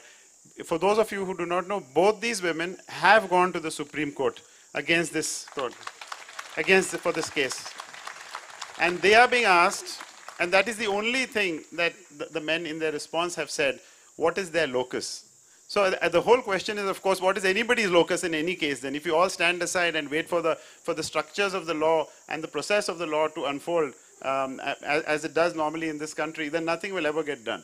So I think it is a very good time now to talk about the way they have went at it, the way they went to the Supreme Court, and again circling back to the larger question of silence that we see so often in India, especially not just around this case, but around a lot of these things. If I may just slightly digress, I edit a website which deals with the rule of law in India. We have on our advisory board retired judges, some academics and police officers. One of the police officers, the retired Director General of Police, I will not take her name, she is very conservative, and she was contacted me one day. She even hesitates to talk to us about stories that we are doing. She had contacted me and she said, can I talk about this? You all do videos. I'd like to do a video. And it's available on YouTube. And she said that silence in the current situation, in this case especially, is a crime. And she said, I'm saying this as a police officer who has been involved in cases like this and who stayed silent very often, but we cannot stay silent on cases like this, because these are of seminal importance to the Republic and the Constitution of this country as well. So can we talk about the silence that you have witnessed around not just this case, but around cases like this? Yes, Samar. You know, the silence is deafening because it started in 1992 with the destruction of the Babri Mosque. 10 years later, we saw the fruits of that with the 2002 pogrom against Muslims in Gujarat, which was a fruit of the 1992, the large deafening silence of the burgeoning Hindu middle class that chose to say, hone do, dekha jayega, kya farak padta hai? You know, then in 2002, we have the Gujarat massacre in which Bilkis is one of the victims, and there's silence. And 20 years later, when her attackers are let out on Azadi Ka Amrit Mahotsav, we are faced with an election in Gujarat. The dates were supposed to be announced yesterday, and the Election Commission, not surprisingly, has withheld the announcement of dates. But political parties on the ground, of course, the BJP cannot be expected to make this an issue, but what is the Congress doing? Sleeping with its eyes wide shut. It has not made the Bilkis an issue. It's not made this an issue. Where Gujarat is going to elections in the next month. Do the people of Gujarat even know? There's an entire generation of people. I have spent time in Gujarat, and that's what my book, The Anatomy of Hate, is really about why we are silent and what is it that this is feeding. But there is another way of looking at this, which is equally important as the silence. The performative part of this politics. Why do non-state actors keep propping up the mob in this way? Why do we keep having them garlanded, and why are these videos taken and put out there and spread all over the place? Because there isn't enough stickiness to this hate. And they constantly need to perform it in order to bring back people into the fold. So as someone who's actually studied the Hindu right very closely and written about the perpetrators of the 2002 mob from the inside track of their heads and their minds and their psychological and social spaces, I can tell you one thing that I learned, that this hate needs to be constantly performed because it doesn't sit still. It unravels, it changes, it morphs. In some cases, people transform from it. And that is what the Sangh is the most scared of. It does not want people to let go of this hate. So the more we realize that the performance is necessary to actually bringing people who are estranged from the fold back, there is hope there. And that is the side of the story the Sangh doesn't want us to see. And that is the side of the story we have to hold on to if we want to change this politics. I would urge you to simply read her book, which is over how many years did you follow these? She followed 4 rioters essentially, and in a sense became a part of their lives, became their friends, etc. And is a remarkable chronicle of how people change. And I think there's also a metaphor for how change is possible in this country as well. Over how many years did you follow these 4 rioters? 13. 13 years. So it is a remarkable piece of work, a journalistic piece of work, a literary piece of work. You must definitely read that book. And it says in the book that the terrifying thing about a mob is not that we cannot understand how it operates, but that we can. So I think it's really important to read this book. But to come back again to the whole question of silence, Mahua, let's continue that discussion about the silence about this case, and specifically how that silence operates in the political spectrum. Around this case, there were 3 reasons why the difference between Nirbhaya, like she said, and us, there are 3 reasons. One is we didn't see the kind of mass mobilization by PLUs, by people like us, on the ground, like we saw in Nirbhaya, for example. The candlelight marches, the crowds at India Gate. And there wasn't enough outcry. And if you think about it, what were the reasons? And there could be 3 reasons for this. One is post-COVID, all our lives are just getting back to normal. There's still not huge crowds everywhere. People are wary of crowds. So that is one reason why people are not mobilizing street protests and candlelight marches and all of that. That was one reason for not seeing it on the streets. The second is, again, the point we discussed, that Nirbhaya was something all of us could relate to. It happened in a metro city, happened in a bus, could happen to any of us, to our children. So it was a sense of being closer to home, whereas Bilkis happened during riots, which was a black spot in India's history. People don't really know what goes on in riots, what happens. It was 20 years ago. It's the tyranny of distance, it's the tyranny of time. The third very important thing is, which has also led normal people as well as politicians to give Bilkis's case a wider berth than other cases, is that the fact that her killers were convicted and that they got 14 years.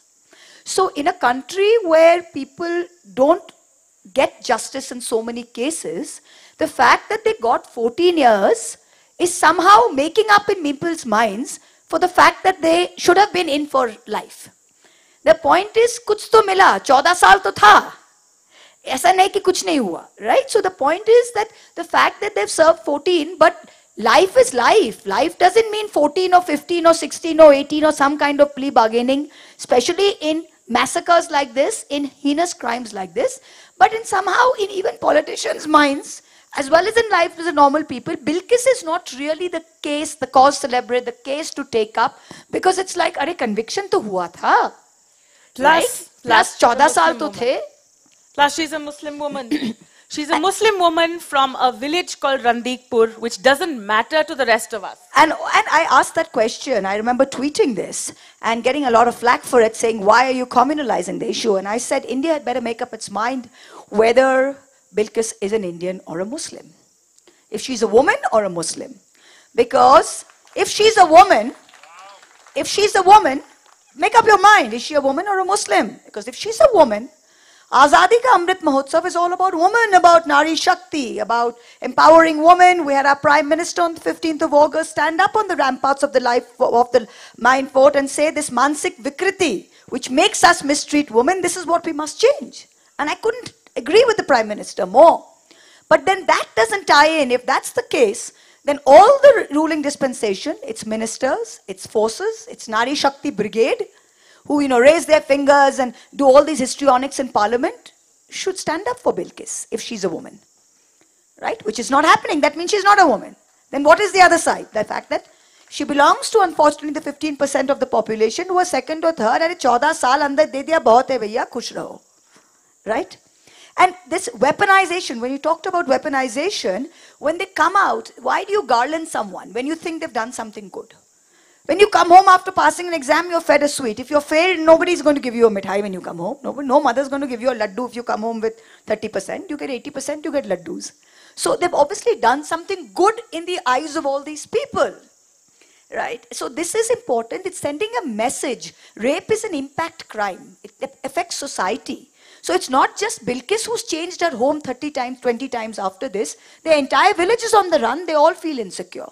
Because the fact that these killers could come out and be feted and celebrated for having done something good sends this message, this weaponization of rape, that I can do it and I can get away with it, if not fully, well then very lightly.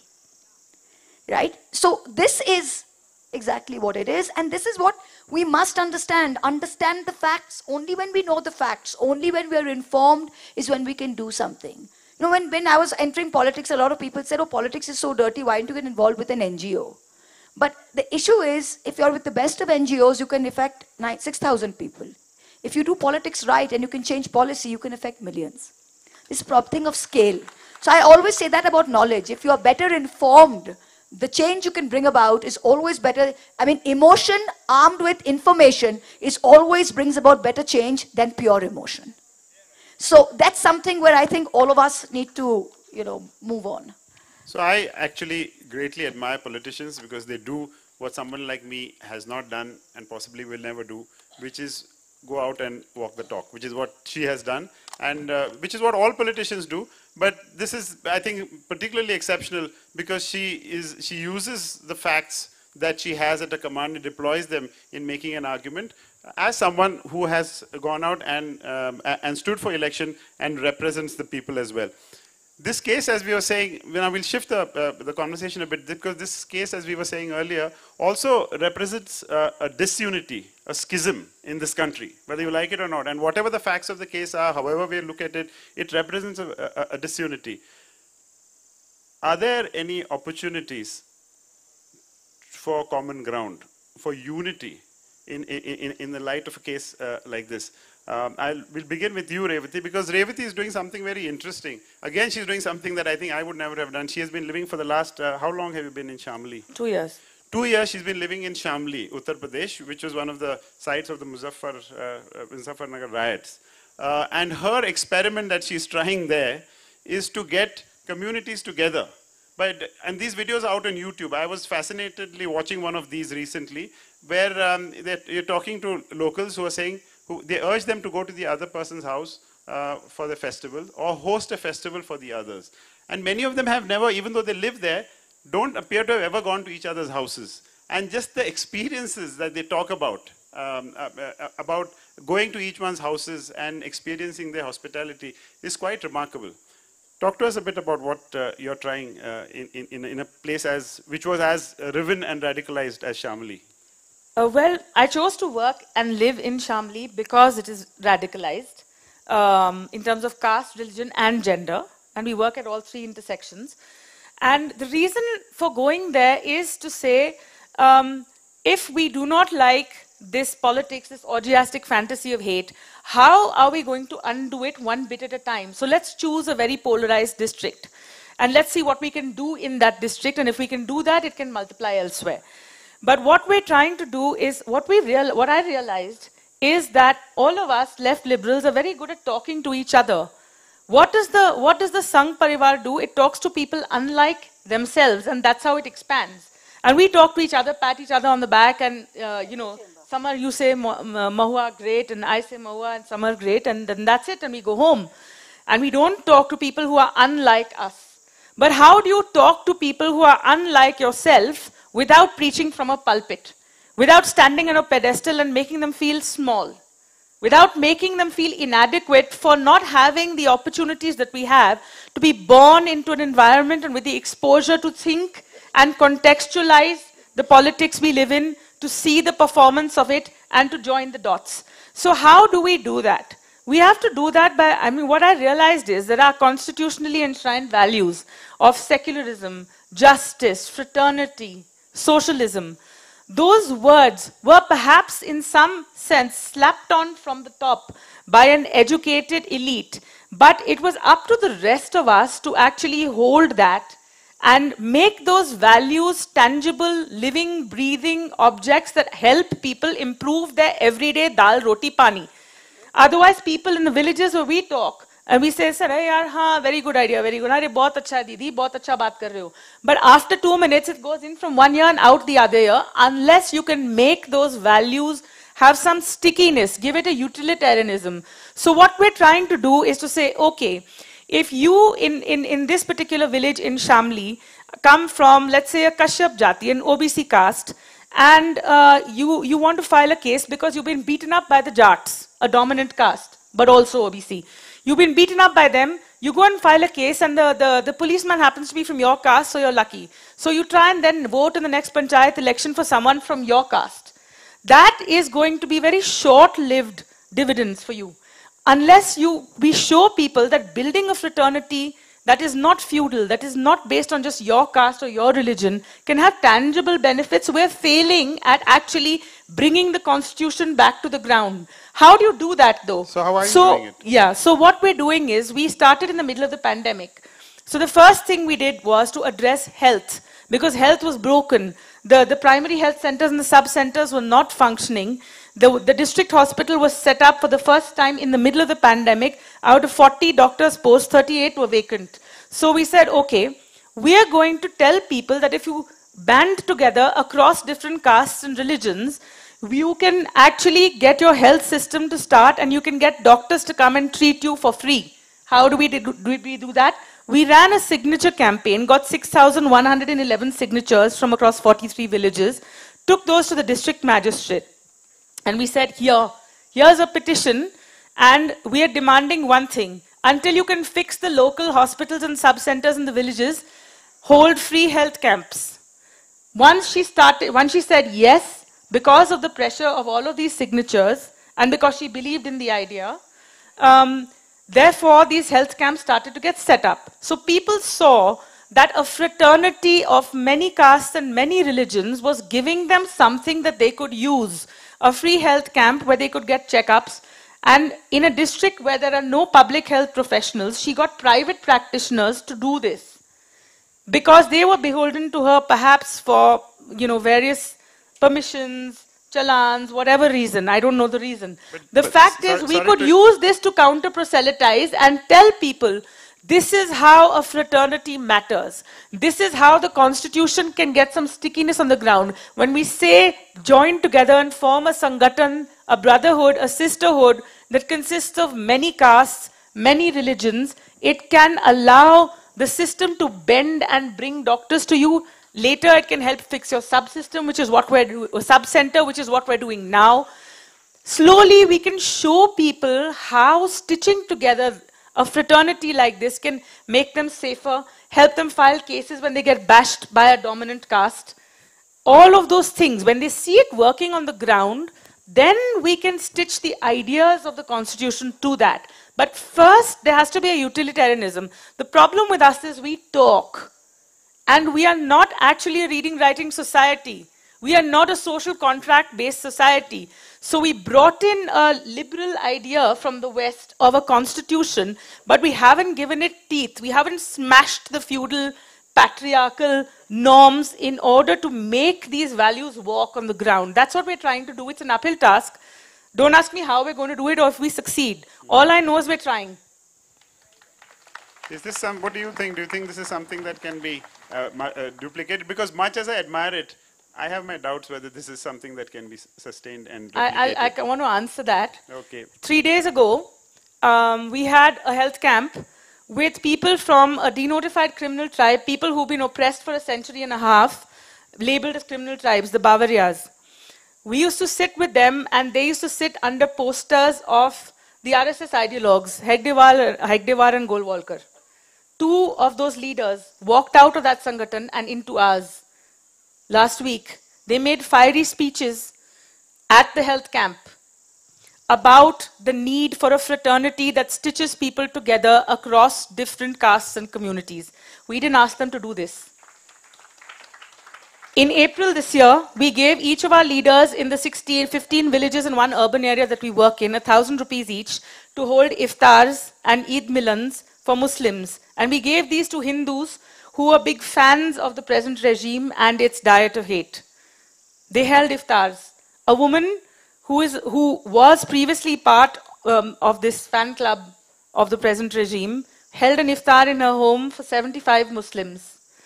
A young boy in a village that was the epicenter of the Muzaffarnagar Shamli riots, in a village called Lisad. I'm very proud of him, Kuldeep.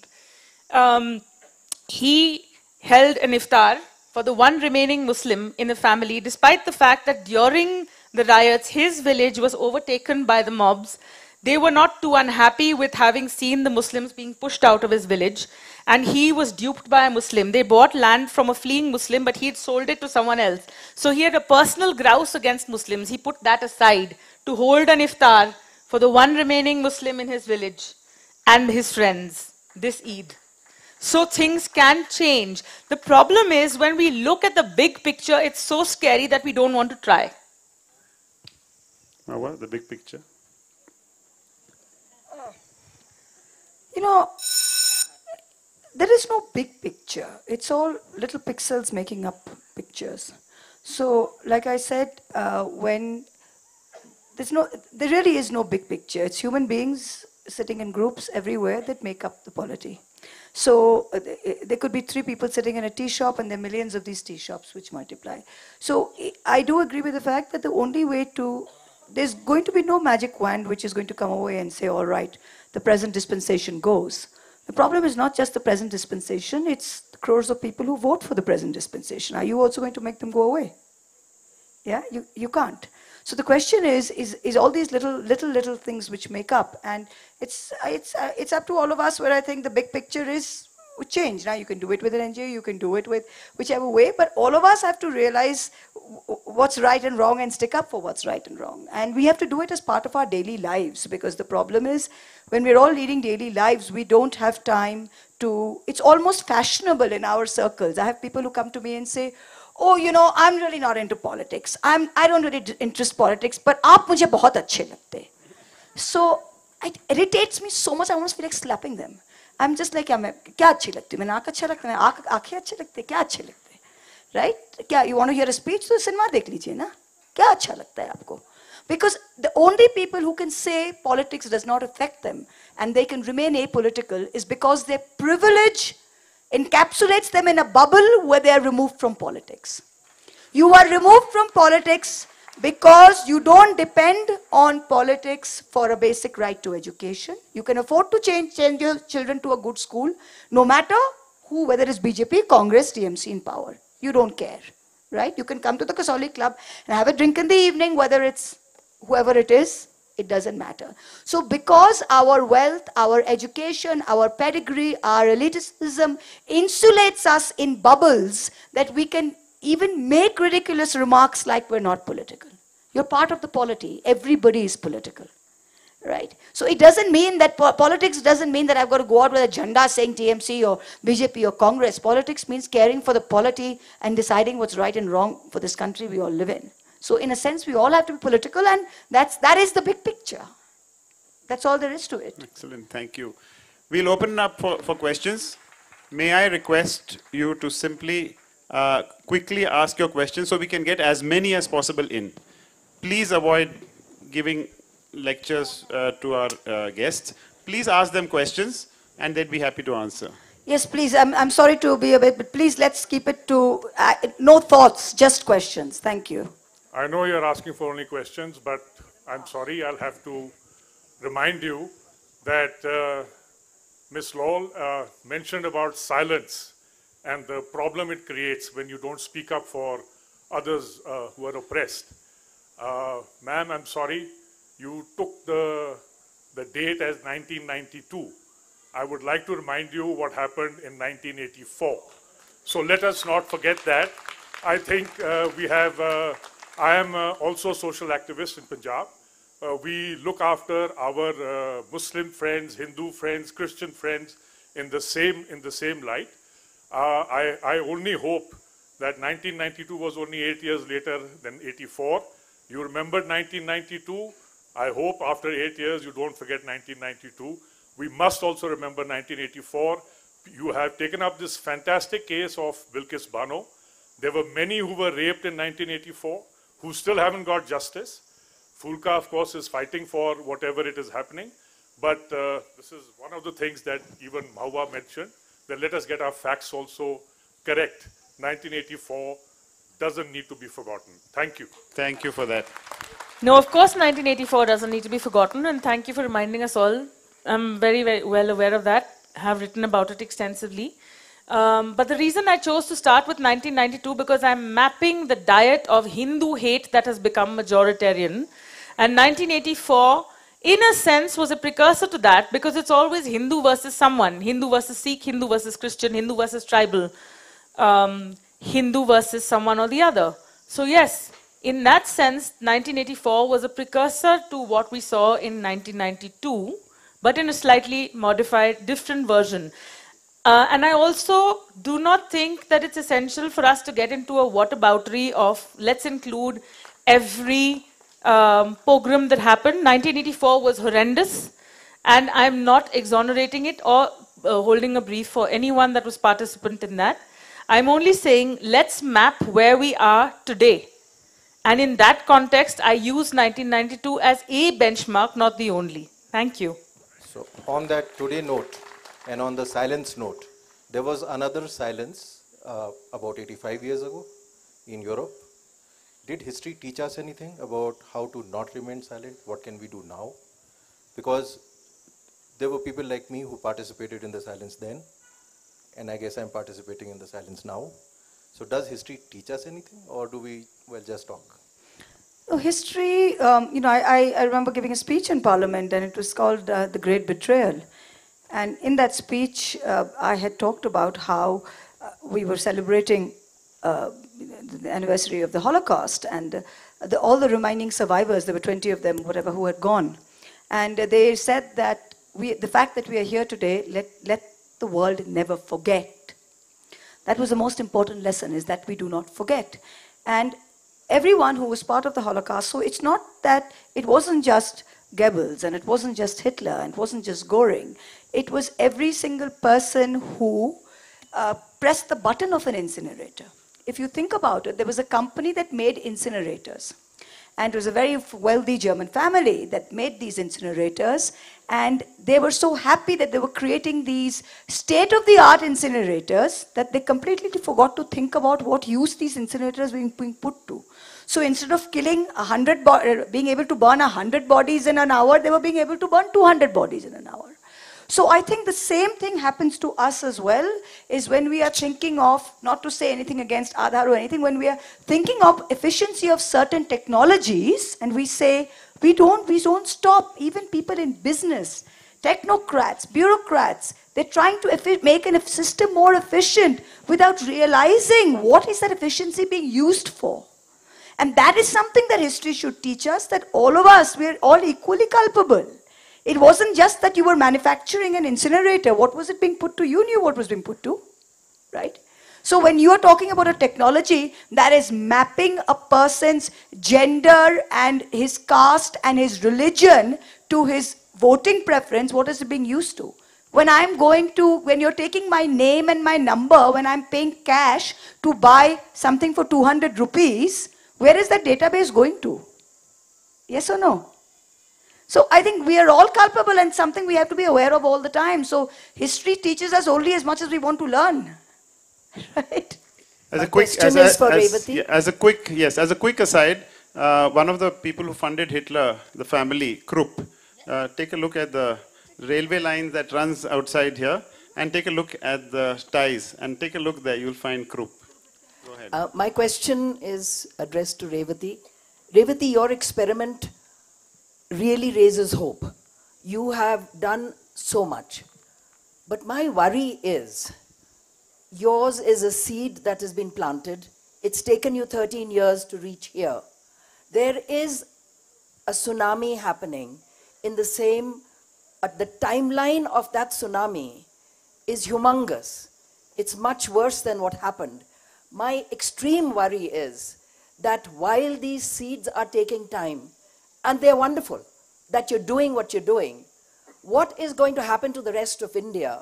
Because Those seeds are going to take their time, and the tsunami is not going to wait. So in this timeline, how are we ever going to be able to compete and catch up and put down what we know is hatred, we know it is anti-constitution?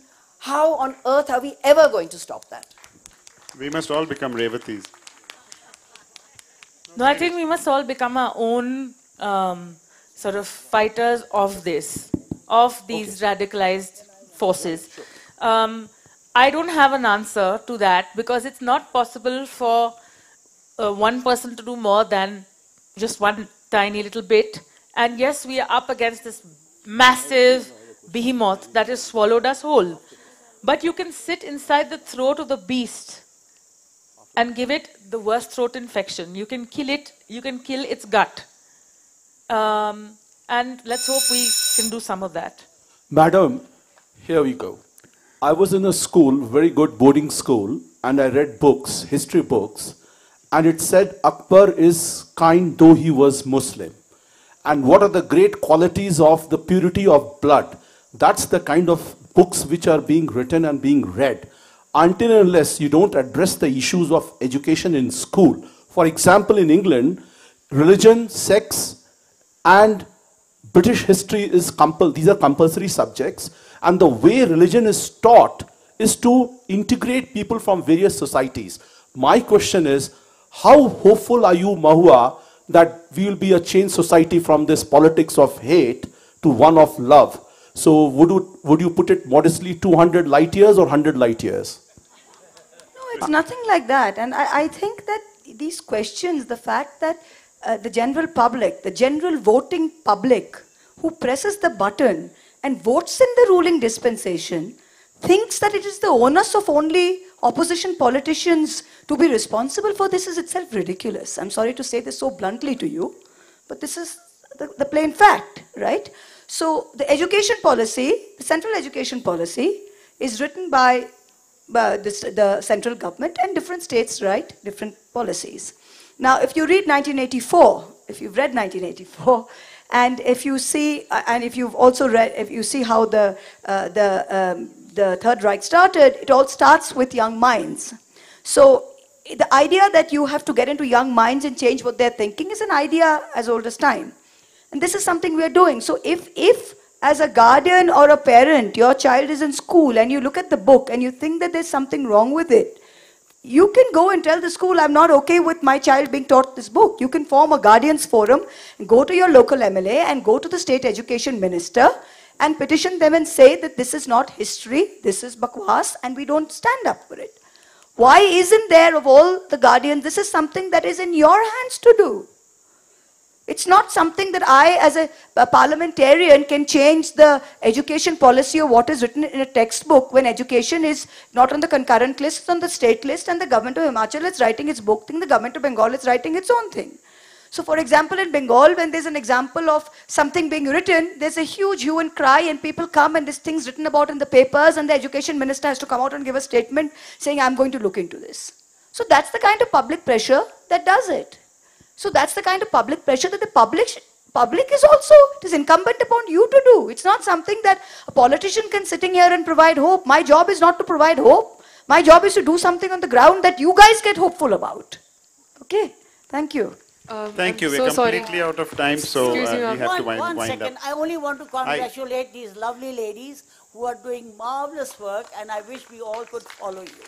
Thank you. Thank you very much. Thank you. So sorry, if I could please, excuse me, Miss Mahua. Sorry, ma'am. Hi. Good afternoon. First, here, ma'am. Hi. First, I'm a huge admirer, and second, I just wanted to ask both of you, why is it only that when we witness something this horrific, when we witness something this heinous, do we wake up to the fact that legality is not, if something is legal, it's not always going to be moral or just? Why is it not that we realize while we're studying it? I apologize if this question sounds blunt, but... I mean, it's just normal human nature. You cry when someone dies. You don't think about death when you're in happy times. It's just exactly the same reason, right? When something hits you in the face is when you react to it. That's human nature. It's part of a biological and chemical process, is my answer, unless Revati's is different. No, I agree with you. Thank you. Thank you, Mahua. Revati, I'm sorry, we have to put an end to this. if I may congratulate you both for what you are doing. But my take on this is what Gurpreet said just now. This all emitted from the 84 riots. And not enough was done like it is being done today. Shall we discuss this later, one-on-one? Maybe you can have a word with the ladies. If you one-on-one. Just let me finish. I see this rot setting it further. Please understand, both these political parties were national parties. It is a game played by these people. And what I see actually is the disintegration of this country if we carry on like this. We all must be aware. It started with the Sikhs, it's going to the Hindus, it's going to go to different communities of the Hindus. It's going to be north and south. What is culturally, what do I have in common with the South India? But the country. Unfortunately, I think where you should also hit are the institutions. And the first institution that has to be hit is the bureaucracy. The politician is accountable every 5 years. The bureaucrat from the age of 22 to the age of 60, and after that he gets re-employed in different avenues. These people, unlike the defense services... Thank you. Sir, that's a very interesting thought. May I request you to please take it up one-on-one? I'm sorry, I have to end this here. 1 second. We're running into other sessions now. Thank you very much for that thought. Please discuss it one-on-one. That was interesting, feisty, sparking off little explosions of thoughts and even arguments. I think that is what the best kind of literature festival is really all about, where we can all come together, discuss controversial things and still remain friends. I'm also hoping some of us will be able to take on the challenge that Mahua has just thrown at us, to do something as citizens. Thank you very much, everybody. Up next is a force of nature. Let's brace ourselves for the Usha Uthup. Let's give her a big hand.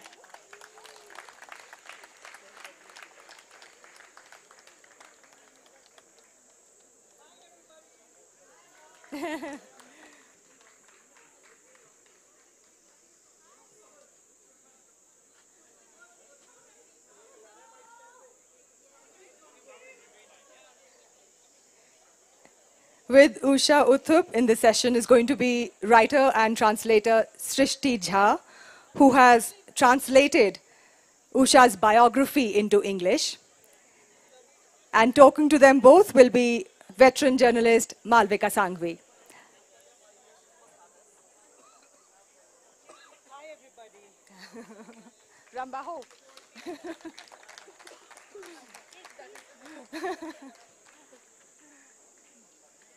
And the fantastic Malavika. I love you.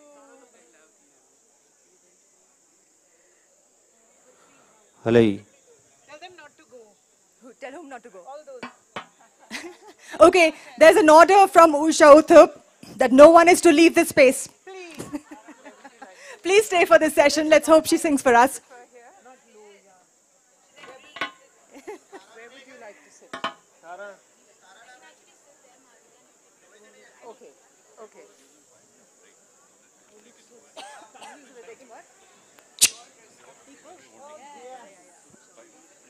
Okay. People just keep talking. They want to hear so much. Okay, yeah. Can I just have that at least two, it's a bit low for her. Do we have like a Can I have cushion or this? Just something have that a she chair. Yeah, we'll organize that.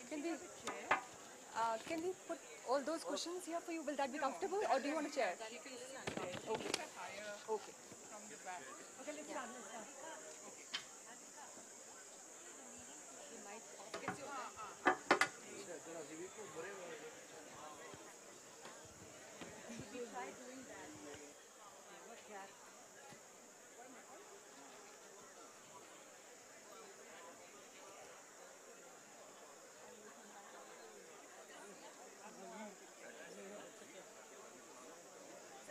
Yeah. Okay, start. Yes, let's start.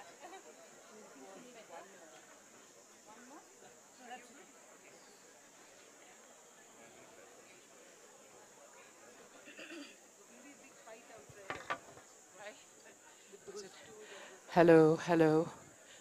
Check your mic. Hello, hello.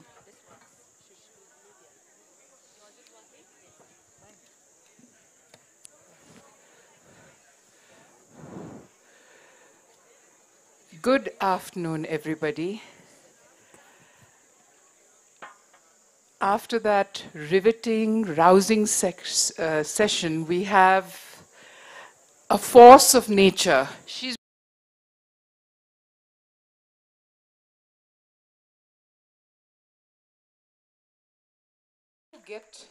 we've all seen her perform, we've grown up hearing her songs, we've adulated her, but when you read this book, you will know what it means to be a force of nature, a life validation, a woman who has lived. There's so much joy in your life, Usha.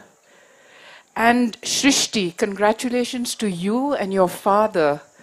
What an amazing book. It's not just a biography, it's a capturing of a whole era. The detail that you've gone through.